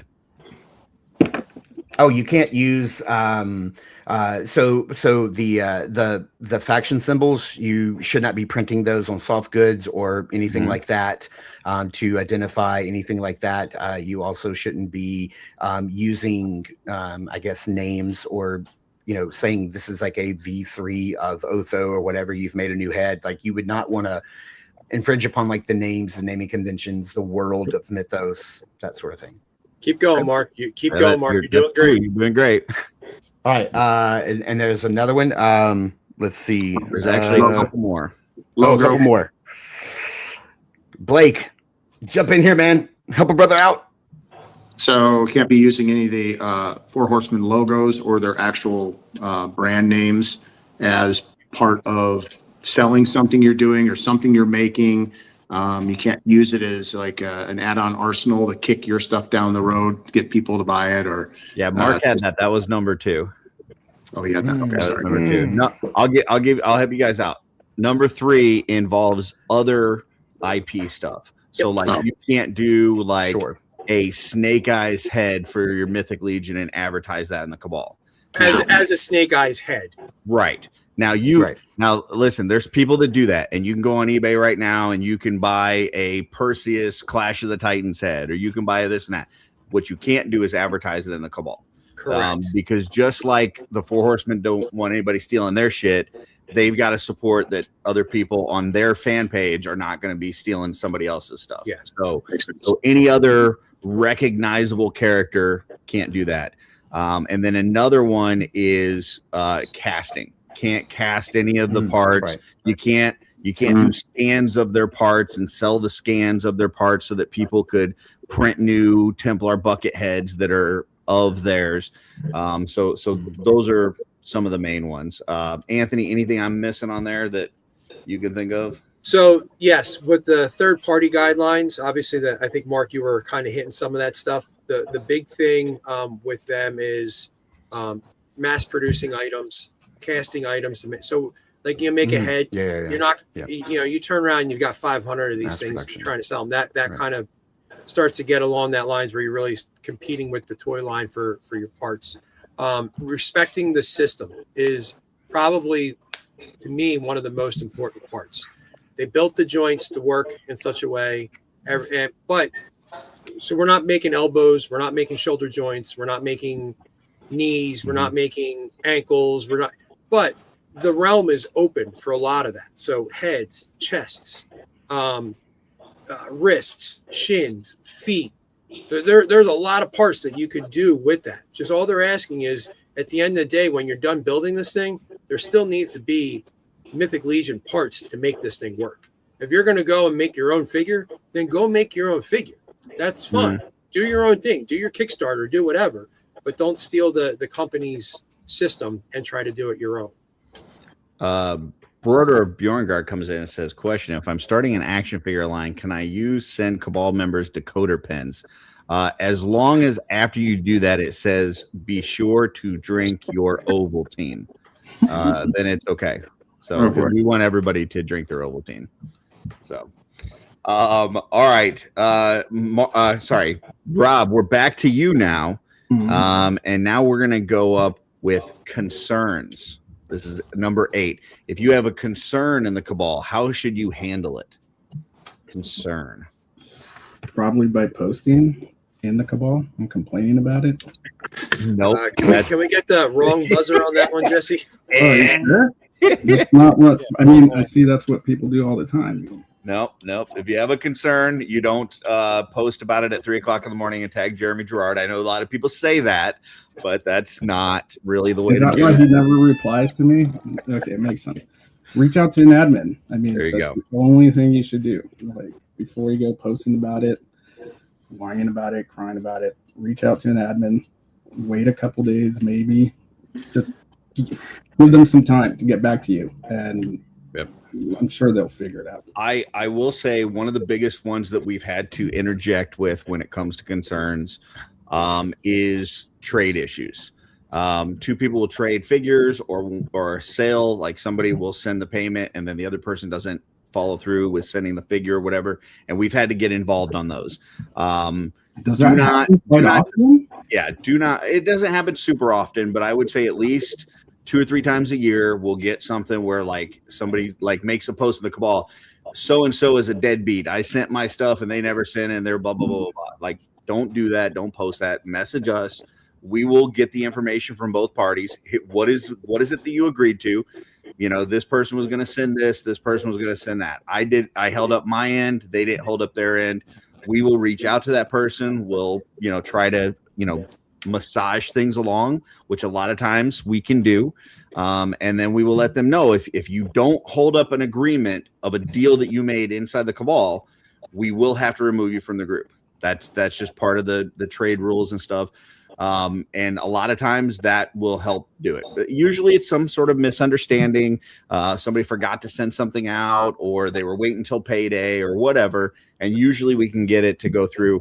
We have had a couple instances where we had to remove somebody from the group because we are not going to let somebody that is not making good on their trades stay in the group and continue to make trades with other people. So, but once again, just don't go out there to besmirching people and blasting them in a man. post. I didn't want to make this post, but it's been 3 months.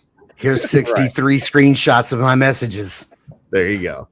So yeah, just reach out to us and we'll see what we can do. So Jesse, do you mind putting up that post or the comment from Josh Brown Toys? His most recent one. Boys, pack a lunch. Long days. Yeah. Yeah, it's a lot. Yeah. and it's an unpaid gig. It's not like it's not glorious. But we love this place, and it's what we do. But it's a labor of love that's at the end of the day. I mean, we really, if we didn't want to do this, then we wouldn't have had Walter appoint us without a vote to be into the group and just go ahead and do it.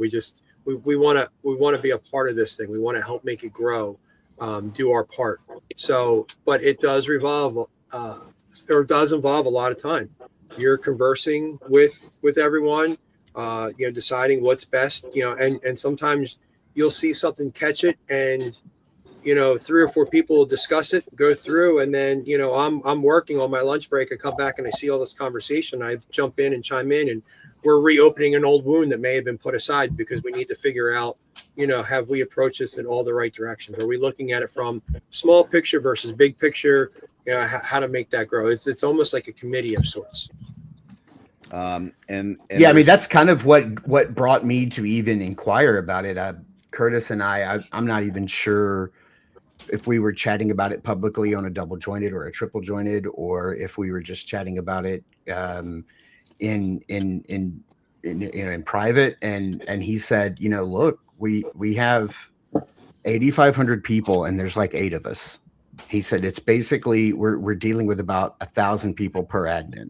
And when he said that, man, that really hit me. It really hit me because I'm kind of a person that's like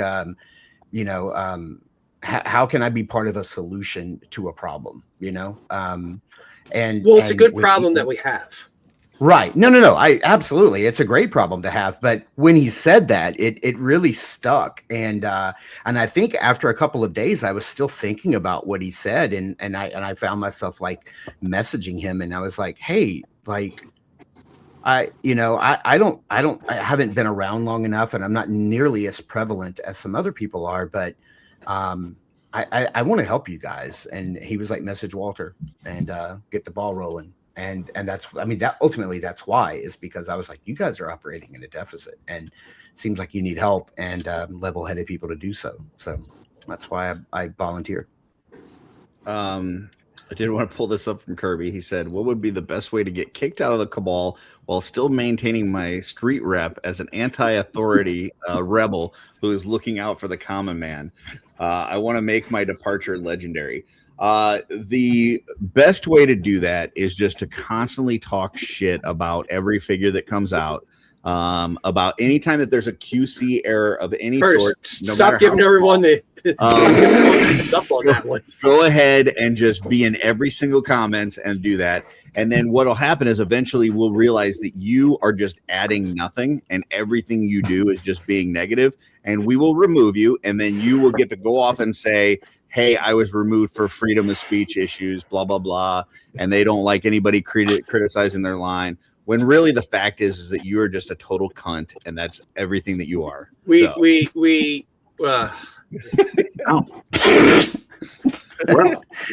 Anthony's currently thinking about, man, can we ban Curtis? Like, how can For the we record, get him this kicked out of the show Cabal? does not abide by Cabal rules. Yeah. Apparently. I'm just saying, if you're adding nothing, like, we have no problem with people being critical, okay? But if you look at like your last 10 comments or your last 10 posts and all of them are being critical, at some point you're just an asshole. Like there's a difference between having an opinion and expressing your opinion and being an asshole. And if you do it every once in a while, then it's like, okay, he's just being critical of this one thing. If you do it all the time, then you're just a jerk. So I'm not going to name names, but I have heard of other toy companies keeping a list of people who actively complain, and they like to know. Oh, geez, look at the time. I think I might need to get going. And they like to know if the people do these people pop up every once in a while and have legitimate complaints, or are these chronic complainers that are complaining all the time about everything? We do not have a list. The studio does not have. It was not the Four Horsemen. No, I know. But I feel like this is going down a terrible path of chaos that I'm not prepared. No, for. I know how to tiptoe. I'm good. Yes, there may be other places that may feel that way, but we as a community are open-minded. We are willing to listen to what a lot of people have to say. And at the end of the day, we have rules in place and we try to enforce the rules as they are. So just try to do your best as a member of the community to kind of follow the rules and just do your thing. Sorry, I got distracted with what Chris Johnson said. Don't share that one. Yeah.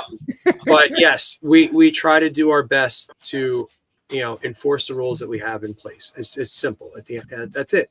What you want to do on your own personal page, how you want to talk, how your views and opinions are, that's on you. But when you, again, like Jesse said, once you come into our private group and we have things that we try to do our best to protect the community as a whole, that's where you have to, mind what we have in place, our rules and regulations, so to speak. Yeah, and I think just to tag on what Anthony's saying, we don't have a double secret probation list, but if we did, we would tell you we don't have a double secret probation list. Oh my God. I got a thing here. Sean brings up an interesting question or makes a point, and I have a question based on it. Doesn't hurt to keep up with complaints. You can fix what needs fixed or ignore what needs ignored. And granted, I know the official response is if you have a problem, message customer service, and they'll fix it. And I would like to say this: if you're in the Cabal and you see someone do that, read the comments first. I'm not admin. As a community, I don't need to see 35 people saying reach out to customer service. It's doing that thing where you're adding more to the thing, and it doesn't need to keep getting added to. Right. When it's brought up nicely and said, "Hey, I had a problem. This problem happened. Has anyone else had it?" What, as admin guys, what do you think? Because there's not as much guidelines on that. How's you know what, Jesse, you're absolutely right. You're absolutely right. There are things that even we as an admin team can probably work on and improve and try to find better areas. Are people allowed to have opposing views and opinions of the toy line? Sure. Are you sometimes going to be met with resistance or the quote unquote white knights of the Cabal? Yes, it is a fan group of the line that more often than not, our viewpoint is very positive. It's going to happen. That being said, I've seen constructive criticism and complaints that I look back and I go, the guy's not wrong. Sometimes it's just about the delivery of your thought and view on it. So again, don't be a dick. You have a constructive criticism or something you want to review or go over, put it out there, but also understand you're going to put it out there and you're going to be met with both negative and positive support on that. But I saw a great one today. There was a gentleman who posted in the Cabal today who said, "Hey, I bought this. I think it was an Elijah figure, and it was listed as new, sealed. I think he got it off maybe eBay." And he posted some pictures. He was like, "Here's what the twist ties look like. Here are the holes that were punched. Here is where the twist tie was in this photo on eBay. But now when I received it, it's really tight in a different position." And he at no point got angry and was like, "I think this guy scammed me. And I think I was like taken advantage of." Like, he was legitimately asking. He's like, for the people who know how figures come. And, I think El Tidy jumped in there and he was like, "I believe as many figures as I've opened, those are factory sealed, twist ties from the factory, and I loved seeing that. I loved, that exchange of information, from someone who may not know. And then there is somebody like, Brett, who comes in and is like, "Yeah, I got you. Like, I know this, like, this is, whatever." And then Brett also offered up, he's like, "But I have a new sealed Elijah that I will gladly trade you if you have issues." And I was like, man, I love that. Like, dude, that's wholesome right there. Like, like, this dude had legitimate questions. He provided images and he wasn't being like, angry and combative about it. He just had questions. And I love to see the Cabal like jump in there and provide that. That was dope. Like, that's a good example of like not a complaint, but asking in a like couching it in a positive way. Non-combative. I just want to add on to this, and I've used this analogy before, but it is a private group, like Jesse said, and it's like inviting somebody into your home, right? The Cabal has become a home for a lot of us, and if you invite somebody into your home and they walk in and they immediately say that they hate your carpet and the wallpaper looks like shit, and they went into your bathroom and they say the bathroom is too small, and they just bitch about everything in your house, you're not going to want them in your house anymore. You're just going to say, like, "I don't want you to come back." If you invite somebody over and they come and have a nice meal and you guys have some fellowship and you enjoy each other's company and they've been to your house a few times, and at some point they say, "You know what? I think your display would look better if you had more of the Billy bookshelves and less of the Detolfs."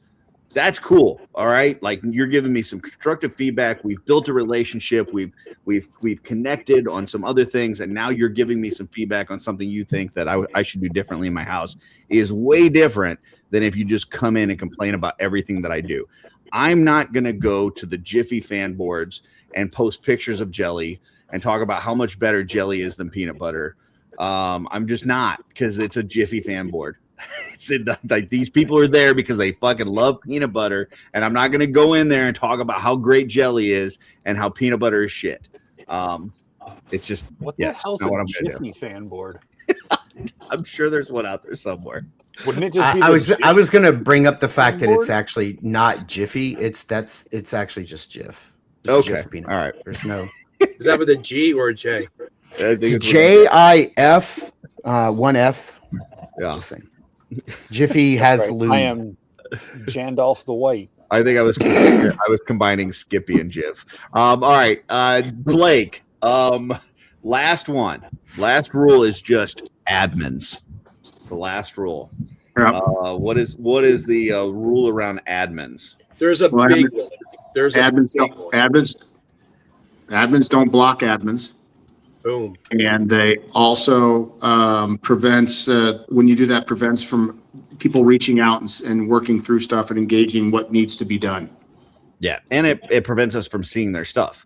So, like, let's say somebody wants to be a jerk, they want to break all the rules.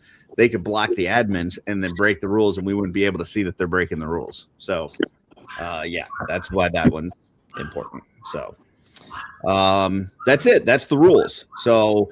I have one more question for each of you. Pretty simple question, which is, what do you bring to the table? You guys have all just been added to the group. What do you bring in? We're going to start off with Blake. Blake, I know you've had a big year. Just got done doing the Pac Northwest meetup, which was highly successful. Sounds like you guys already have some plans for next year, not only for the meetup, but some other ancillary activities and stuff. Obviously, you've been a great representative of the group, but yeah, as an admin, what do you? Hold on. where did you learn a word like ancillary? Well, I can't even say it. I'm so shocked. Have you not been watching? Curtis is but breathing now. it's definitely a word. Curtis I know is it's reading the word. now. How did you learn that word? I've been reading. It's I don't not know if you know this. articulatable, but it's something. I've been going through Mythic Legions, the first 10 years book. So, all right, Blake, what do you bring to the table? I think with my past experience and careers and stuff that I've done in the past, I've been very, I've had a lot of experience with dealing with population and different views and understanding that there's a common bond, and you just need to sit back sometimes and think about things, pause, think them over, run them past your compadres that you're with, and come to a sensible, thought out solution. And I think I do that every day in work for upper management from what I do at work, let alone my past. I think it's just I love this community a lot. Case in point, I think that's another thing that needs to be there is you have to have the passion and the commitment to the Cabal and to the Four Horsemen and to this community to do the right thing, right? It's about doing the right thing, not getting hot-headed, keeping your composure, and understanding that, maybe it's not a viewpoint you understand or get, or maybe it doesn't align with you, but it doesn't mean it's a wrong viewpoint or a right viewpoint for that matter, but just taking your time. So I hope that I bring the poise and the professionalism and the qualities needed to make the right decisions for everyone as a whole. Very cool. I know we've had a lot of talk about our work as well, and I feel like your experience with project management and coming in and looking at, a company that you're walking into the first time and you see what they're doing well and what they're doing poorly, like that mindset, I think will definitely help as well. So very cool. Mark, what do you bring to the table? I apologize if I get long-winded. If I go too long, please cut me off. We'll start playing the music. I know. You hear the music. Set the timer. They'll just mute me. They'll mute me. Like Blake, I have a job that I have been doing for the last 15 years, going on 16, where I am dealing with high-level people in higher education. A lot of times I am dealing directly with professors, deans, assistant deans, things like that. And I am trying to bring them on board. I work in branding for a major university. And so a lot of times it's kind of trying to lead people in a certain direction and be like, this is what we have to do. These are the brand standards. Here's why you can't use this color. Here's why you can't do this. Here's why here's what we should be doing. These are, kind of enforcing these rules. And you have to be extremely delicate in these conversations, because a lot of times these are deans, assistant deans, people in power, they're professors who have tenure, who think they're above the rules. And so a lot of times you have to be very delicate. You have to be very diplomatic. And I in my own personal life, in my own home, I can be, kind of, emotional, and I can be, turned up to a level 11, but in my professional life, I have to be extremely measured, and I have to be able to articulate things in a way that is palatable for people. So that's one thing that my work experience has done. The YouTube channel that I've been doing for like the past 5 years now, I get the comments that are extremely inflammatory. And what I like to do is something that my wife absolutely hates about me, is that the angrier I get, the calmer I become. And I never lose my cool. So it is a situation where, like, if I have, like, I literally, like today, somebody commented on Double Jointed. They said, "Oh, I'm extremely pissed off that 4-H gives us a fully nude Snake Man, and they give this exclusive to another line, not even one of their own figures." And I was like, "Well, we're really just talking about like a waist piece here. Like, that's really the only other part, really. And like my response to that has to be measured. This wasn't something that was in the Cabal. This was on my own YouTube channel. I meet all of my negative comments with, how can I leave this interaction with this individual who at least took the time to, type out, however they were going to shit on me.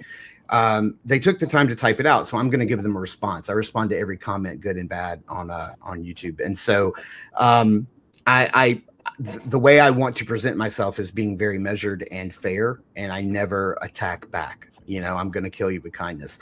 I'm also extremely level-headed. The other thing that I think that I bring to the table, and this might be a little antithetical to like what Blake was saying, is that this may sound weird, but I'm also not blindly, I'm not a white knight for the Four Horsemen. I am not just somebody who blindly latches on to any one brand. I like to spread my love across all brands. I'm starting to hear rain. That's the only music I got. That's the Academy. That's the Academy telling you that your time is up for your. Yeah. I'm just going to say, yeah, and I'll just say that I'm not like, I can see other sides of other arguments, and I think that makes me a little balanced. So, yeah. So what you're saying is you'll be nice until it's time to not be nice. If somebody are a cooler. So Anthony, basically, we could have saved all that by just saying what you just said. That's cool, right? Right? Okay, cool. Well, here's the thing. When people have had enough at my work of a particular client, they will politely ask me, "Mark, I can't deal with this anymore. Can you deal with it?" And I'm like, "I'll be glad to." And so, yes, I'm happy to. Like I was actually going to, add something for each of you. And on yours, I really wanted to say that I feel like your relationship with the Savage Crucible group, I think, is a benefit to us, because I think that there's a lot of really good and creative people in both parties, in both those fan groups. And I think it will help to kind of bring those closer together. I think there's been, I think I came on your double jointed like a couple months back in the chat and said the beef is officially squashed and we're like, let's move forward. And I think that this kind of helps with that. Like, you're good friends with Rob and Nikki and a bunch of those folks over there. And I think we've got some great folks in their group, great folks over here. And it's time to kind of... Oh, my God. Nikki and Eric Miller? I mean, come on. I mean, you couldn't ask for two better ambassadors for crossing lines than those two right there. They're phenomenal. They're great people. Nikki's awesome. I got to see her again. It's been a while, but I saw her at ZoloCon when she showed up, and it was like we literally just picked right up where we left off from the last time. I know that she was not able to attend a lot of shows for a while because her dad was in bad health, so she was afraid of like traveling too far for too long, and now I think she's able to. Yeah, she's phenomenal. I'm just always, but that goes for any other groups, not just Savage Crucible, but any like I like to. I don't like to choose sides, and until you draw the line for me, then I know where that line is. I always get weird about talking to Nikki, because the first time that I met her in person was Billy bringing her up to our hotel room while I was in the middle of taking a shit. Just La Quinta. Yeah, magic. Just the best Lisa's Con ever. Yeah, I'm in the bathroom dropping a deuce, and I hear Billy, like the door opens, and Billy's like, "Hey, are you decent?" Well, I'm shitting. Oh, well, I brought Nikki up to meet you. Okay. Rob may need to go. Rob may need to go. Yeah. Hey, not trying to rush. Do you think we could do that giveaway really quick? Because I gotta like. Yeah. Well, let's while I spin this. Why don't you hit us with your what you bring to the table? Dude, I don't bring anything to the table. I'm gonna be a dick to everybody. Watch out. We have 7 of them already, Rob. So, yeah, everybody's gone. It's all real. I love Bill's comment. Nice, Twizzler 19, high ass Twizzler. Nice work. Dude. I think I might have your address. I might have sent you some stuff before, but if not, hit me up on Instagram, and then I'll I'll ship this out to you this week at some point. Yeah. Jesse, can we highlight Bill's comment, because I think this is there we go. Thank you very much. I appreciate that. That's for Curtis playing the rain. What Curtis doesn't know is I listen to rain at night to go to sleep, and so that the rain started, and I was like, I immediately started getting sleepy. Did you know it was like the Hulk, like a native app on there where you could just hit play and it'll start. No, it's YouTube, man. It depends on if I want rain on a tent, rain on a car. Sun's getting real low, big guy. That starts. I would say my thing that I was going to throw out there for Rob. I know Rob is very focused on his kid and just being a family guy, being a good dad. And I think that is super important when it comes to our group, you know, focusing on the family friendly, focusing on making it a very conducive environment. Another big word. Sorry, Jesse. To just, you know, just bring all those folks together. And I think that's important. So I'm excited to have all three of you guys as admins.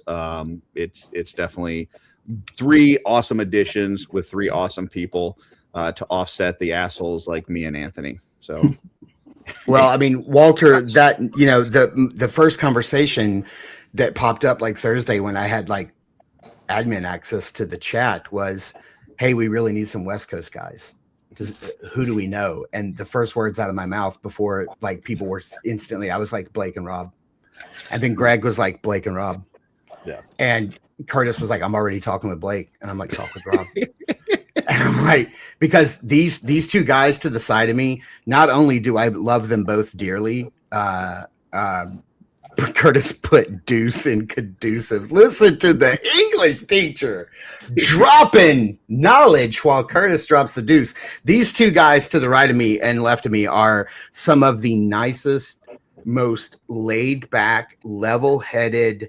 Like, if you want a level-headed, clear, emotionless response, and I don't mean emotionless in a bad way. I just mean like they're not going to get wrapped up in the emotions of things. Like they're going to come at it like from a clear and level head. It's these 2 guys, and that's why they were like, even if they weren't West Coast, even if you guys were here in Florida, I probably still would have said both of you guys. Seriously, so if you want a level-headed admin to look at your stuff, do it late at night when only the West Coast guys are on. Because those the East Coast folks, man, they ain't putting up with your shit. I'm just telling you that right now. So. And if you want to yell and scream at somebody and you want to be heard, message me. I got you. I'll listen to you.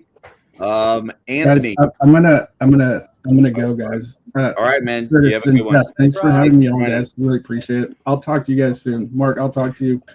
Bye, guys. Love you, bro. Yep. Love you, bro. Anthony, you've I know you like he's got somewhere to fucking be. Isn't it like 2:30 in the afternoon over there? Jesus Christ. Yeah, we literally picked him so he could be around later for us. He's like, oh, 10 o'clock, and he's like, I gotta go, guys. It's fucking 6 p.m. Gotta go, guys. Anthony, I know you took off a little time last year, and now you're back, but you've been doing this a lot longer than I have.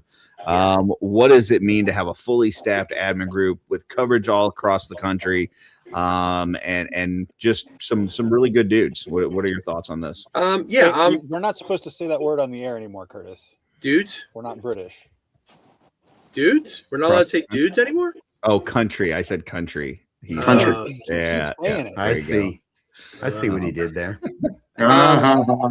Yeah, I had to take some time off for personal and work reasons. Things had changed, and actually the time I took off from work with what I'm doing now actually I think helped me come back on a stronger level, on a much different mindset, similar probably to Blake and Mark, you know, dealing with things on a day-to-day basis, dealing with stresses and pressures and how to go through there, how to manage that, how to understand it, and then apply that to the cabal, to the community. Almost, excuse me, I hate to say like on a business level, but I try to take a look at things from how would I do this if I were working right now? If I had one of my employees acted in a certain way, what are the steps that we need to go through that? The answer isn't always just fire a guy right away. We need to try to better improve a person because they're a part of this group, part of this company. We want to make it better. So hearing what I heard tonight, makes me feel good to know that there are a couple other people that are able to just look at things from a big picture, high level point of view. We don't want to shoot first and then ask questions later. We want to make the right decision on that. So I'm excited for us to jump into the fray with the first whatever that. It's only 10 o'clock on the East Coast. I'm sure by 45 minutes from now we'll be dealing with something. We'll have to go through and figure it out. So I would say, on a new level, just kind of see how we're communicating, in our group, understand kind of our day to day, what we're looking at, things from there. Take your time before you want to jump in, observe, learn, and ask all the questions that you want, and we'll go through and we'll figure it out together. So normally Schmerber was our last add-on, and we took some time to onboard him, so to speak. We have 3 in less than a week that we're now trying to onboard, and there's a lot of challenges that may come with that. So we're going to do our best to get everyone up to speed, how we try to operate, and I'd love to hear your insight, your thoughts, and go from there. But we're a united front when we go through this and have our conversations and try to present it that way to the community. So yeah, I mean, honestly, I hope that I never, have to be involved in anybody being banned or anything being taken down. I'm sure it will be. Sometimes it's just like you said, it's just extremely cut and dry. Really, what I'm more excited about is, the adage of be the change that you want to see. I hope, if anything, what I'm able to bring to the Cabal at large is just, making sure that it remains like a safe and respectable, kind and fun place where we can all come together and forget all the, goofy stuff, that happens in our lives and the things, that we're trying to escape. I always hate when the things that I'm trying to escape make their way into the thing that is my escape, and I hate that. And just, just trying to make it like a fun and good place for all. They say that if the special effects in a movie are really good, that then you never notice them. Hopefully, if we do our jobs right, that you never notice the admins. That's the way I would like for it to be, is that if we do what we're supposed to be doing, then you won't even know. You hit the nail on the head. In a perfect world, in a community, this thing should run like a well-oiled machine. Everyone knows what's going on, what they need to do, and all we have to do every once in a while is grease a gear here or there. That isn't necessarily always the way that it goes. Some weeks are better than others, and as we are, I'm the PA representative. What do you? This is why G has not been made an admin. So. Yeah, we really would love to just let this group run. I love you. We'll go hunting for squonk later, okay? So we want to let this community run and grow and do its thing on its own, and I think we can get there over time, or at least our involvement will be less involved as it is right now. But there's a lot of new members to the community. They come from other groups that may have certain expectations and way that they do things, and we try to keep things for the most part genuine and wholesome here. So just to tag on to that, I know I mentioned, I think it was after Marc joined, I kind of put something out there. As far as the admin team goes, like, we are united, like Anthony said. I've said, inside that admin chat, like, we can flip tables, we can throw chairs, we can do whatever. But when we leave, when we go out into the public, we're united. We're 100% together. Sometimes we disagree on things. We have a vote, majority rules. And then when we walk out of that room, we walk out holding hands, singing Kumbaya fucking ya. Like, it's, man, now majority vote's going to need like 15 votes to pass. So many of us. So, but I appreciate. Is there an electoral college system, or is it no? Or is it just like popular vote? Okay, good. Popular vote. unless it's the 2-pack, unless you're voting for a 2-pack, then you have the popular vote and then a panel vote, which coincidentally the Exiles from Under the Mountain won both votes last week. There you go. Go Dwarves. Well, guys, I appreciate you guys stepping up and joining the group. It'll be awesome. Any final thoughts or words, Blake? I'm looking to hopefully, be an added cog in the wheel to help make those good decisions and to keep this wonderful community rolling on. Got anything coming up that people should be aware of? Yeah, as soon as I'm jumping off of this show, we're heading over to Toy Hammer After Dark, aren't we, Curtis? There you go. So if you like Joy Toy, if you like Warhammer, come see us because we're going to be having some fun tonight. Yep, and check out the Recon Rage Instagram. He's been doing some toy photography, so check that out and get ready for information for the next Pac Northwest meetup. Do you have an update on your heads, Blake, that you're doing for?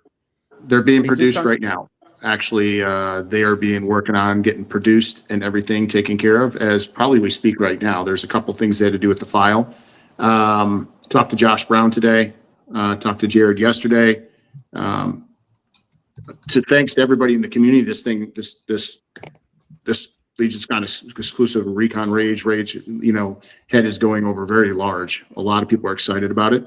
I will have in hand pieces here soon. So stay tuned to either mail call or off world or who knows. Probably be having a set of them in my hands soon to show everybody. Yeah. And have you revealed how we're going to be able to get our hands on one, like the process, the pre-ordering or whatever? So this is a picture from Josh Brown. Hold on. That figure has nipples. Yeah, sorry about that. Sure does. So the unpainted the Cabal, Jesse, we're okay. The unpainted heads will be available at Josh Brown's table at Legion's Con. Yep. No pre-order stuff at this time. You can let him know if you want to pick up one, but he's not taking money ahead of time. I tried to pre-purchase it. And then the painted ones will be available at the Legion Ford table, which is Jared Tanner. He will have the painted ones. So this is a picture of it with the sword in it. It also has the 2 plume attachments as well. But yeah, this is what that looks like printed so far. So those plumes come off. Yep, the plume comes off and the sword can go in. So you can have it. Oh, okay, not the sides. You're talking about not the wings. There's like a okay. Mercurian plume that you can put in there instead of the sword. Yeah. So yeah. Do we have a price yet for the variations? The unpainted $800. Yeah, he has not done an official price on there yet, but laugh emoji. I have let him know that I'm interested in some unpainted ones. So, believe it's coming with 1 plume. Okay, cool. Yeah, so do I. I come with multiple ones, but you gotta. There you go. If you buy the sets through Jared, you get both. Okay. The painted sets, you get both, but if you buy them singly through Josh, they're coming with 1. Okay, gotcha. And he said, Josh, how's the best way to contact you to let you know to get on a list? Like I said, I don't think he's doing pre-order per se, but I messaged him and just let him know that I was going to be wanting to pick up some. So just through Messenger, Facebook Messenger. Yeah, just message him. Yeah. Okay. Yeah. But he'll have. I gotta get one. I'll have it painted. So. Are you doing 1/18 scale for Joy Toy? That's what I want to know. That's a good question. Stick around. Mark, any final thoughts and anything coming up that people should be aware of? I want to say thank you to all of the members of the admin team.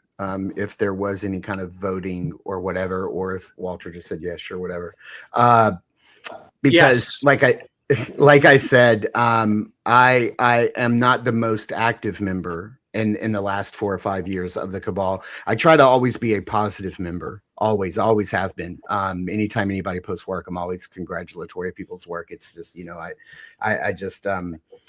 I've always wanted to try to make it a better place. And I know I haven't been the most prevalent, but I appreciate the opportunity. Fucker. Oh God. I forgot what it's like to be on a show with Curtis. No, actually, That's not me. That wasn't Really? Did Because he's Jesse on like do that? 70 shows a week. How do you forget? I know. That was not me. That was a Jesse. I love Jesse. It's Jesse. Is it Marshall or Arnold? I never can keep them straight. I'm Arnold. I know. It's a joke. I love you guys. I love all of you. Yeah, man, I'm excited to be here. I do have ideas, and I'll talk with you guys about them behind the curtain. Because I do have ideas. But yeah, man, thank you guys for letting me be a part of this. I really appreciate it. And what is it, like 11 weeks? Yeah, 10 weeks and 6 days. Oh my God. What was that the admin boot camp? It was 10 weeks and 6 days? Nice. Let's do it. What you got coming up on the channel that people should be prepared for, Mark? Oh my gosh, this week, Monday, Wednesday, Friday, we're gonna have 3 reviews go up. This week, what am I doing? Oh, I've got some Super 7 Ultimates, Battle Beast San Diego Comic-Con exclusive review. I will probably do the NECA Badlands Predator deck. Yep, I always have, dude. Somebody in the comments said something about, dude, I live in Florida. When you cross the state line, they give you cargo shorts and flip-flops. They're like, here you go, get dressed. That's what I do. I work from home. I have no nice clothes, guys. Oh my God. Reviews this week, double jointed next week, all the things. Okay. All the things. Awesome. Anthony, final thoughts and anything that you got coming up that people should be aware of? No.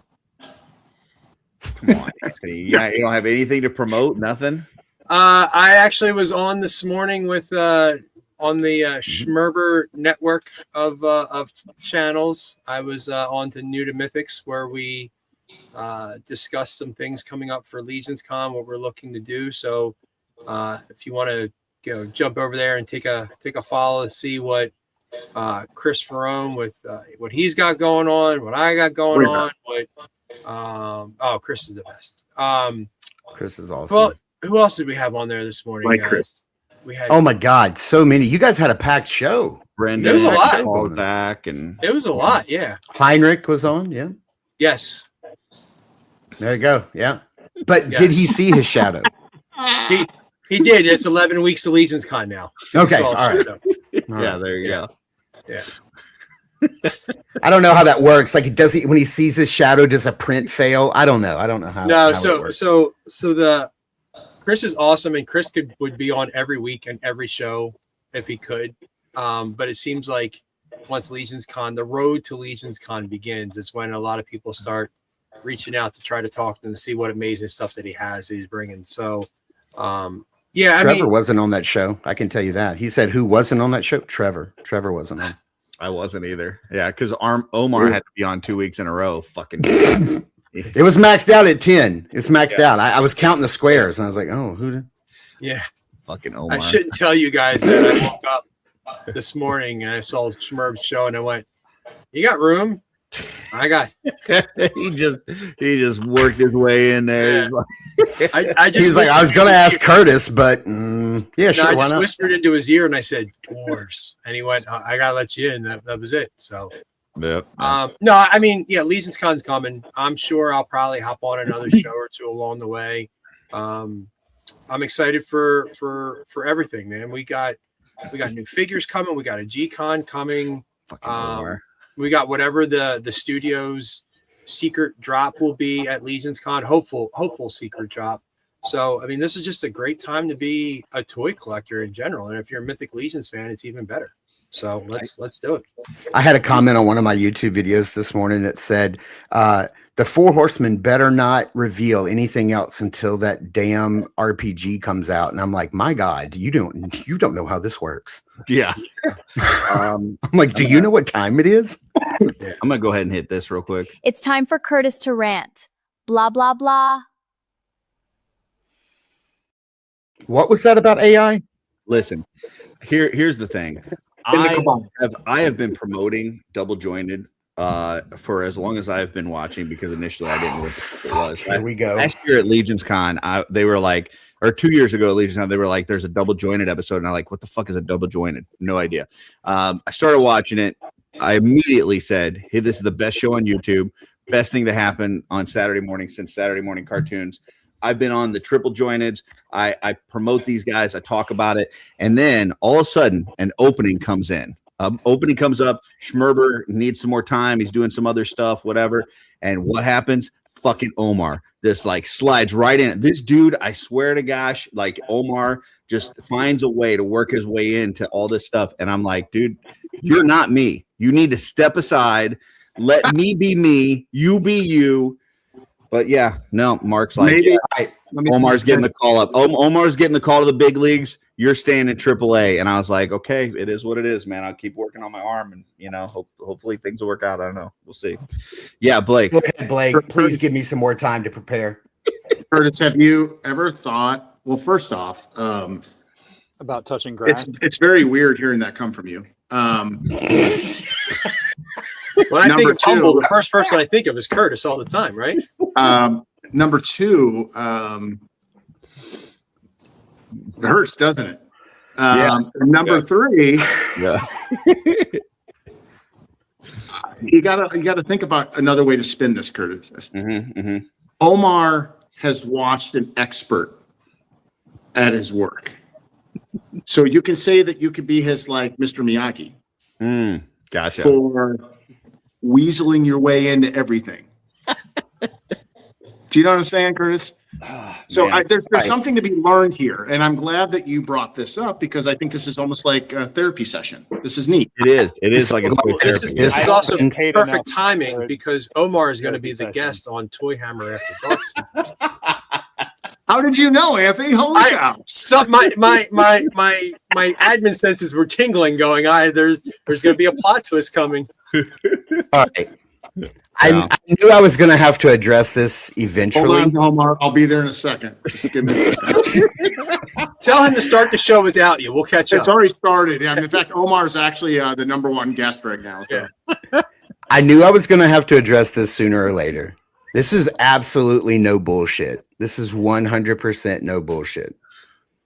Let's do it. Here we go.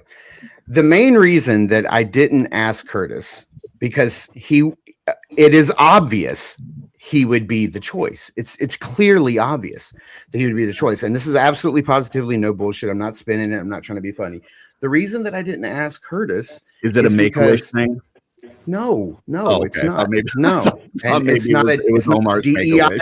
hire or anything like that. Listen, here's the honest answer. Curtis Yeah. and I are too similar. That's true. That's it. We share very similar loves. We share very similar takes and opinions about things. We're both have this need to be heard, listened to, star of the show, center of attention. We both are funny and verbose, and I think we would talk over each other a lot, and I don't think we would compliment each other. I think there's got to be a Laurel and a Hardy, right? Like there's got to be a yin to the yang, and I think Curtis and I are both yins, or we're both yangs. I don't know how that works, but if You're Yang's all right. yeah, yang's all right. If you notice, Greg is very low key. Like Greg is super low key. Omar also very low key, and so I knew like that dynamic worked. Because I'm at 11, I need somebody who's You like needed a sub. 6'7". You're a dom, and you needed a sub. is what you're saying. Exactly. So, Mark, all I Actually- got from this is that in about 6 months from now, you and I are going to have a 2-year beef since you're so much like Curtis, and it's going to go on forever. No, I am far easier to get along with than Curtis, and I roll with shit so much easier. No, it's fine. But here's the thing. But here's the truth of it. Curtis went from somebody that I did not know at all, but I knew the gravity of Curtis. I saw Curtis at shows. I knew the name. Big. I do have my own gravital. That's not what I meant. Like we talk about gravity in NBA as the player that whenever they get the ball, everything goes to them, right? Like Curtis doesn't need to go out to get some sun because he is the sun. He is the sun, right? No, I knew of the idea of Curtis, but it was so fragile. God, stop making him a Jedi. It was Stop. just a whisper. You couldn't say it louder than a whisper, and it would be too fragile and it would break like Rome. Here's the thing. No, he went from somebody that I didn't know at all to like in the span of a few months becoming as close to me as a brother. Like I love the dude so much, and people will go, but that dude's kind of abrasive, and I'm like, maybe, but it's because Mark, we already made you an admin. Let it go, man. You're good. You're just already in. Just stop. We're good, man. Are there credits? Isn't there or is that Saturday Night Show where you start running credits? I love Curtis, and it was not anything personal at all. 100%. It never was. And he will always be my co-pilot. Like anytime I need somebody else to come on the show, it's always Curtis. It's always. Are you saying I could be your wingman anytime? Yes, as long as the wingman is the third person in the.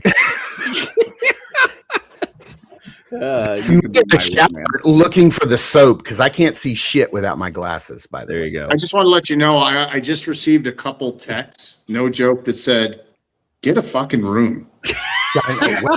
Hey. And see, this is why Mark and I can't just do a show with the two of us because we would just be like sucking each other off the whole episode. So we wouldn't get anything accomplished. We would not. And trust me.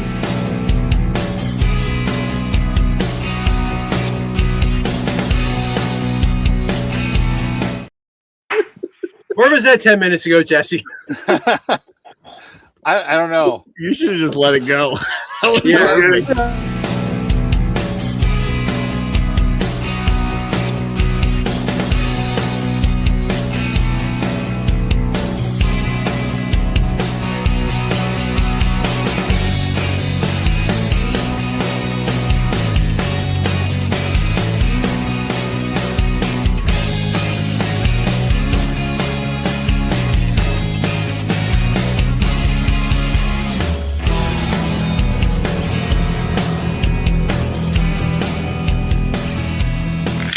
No.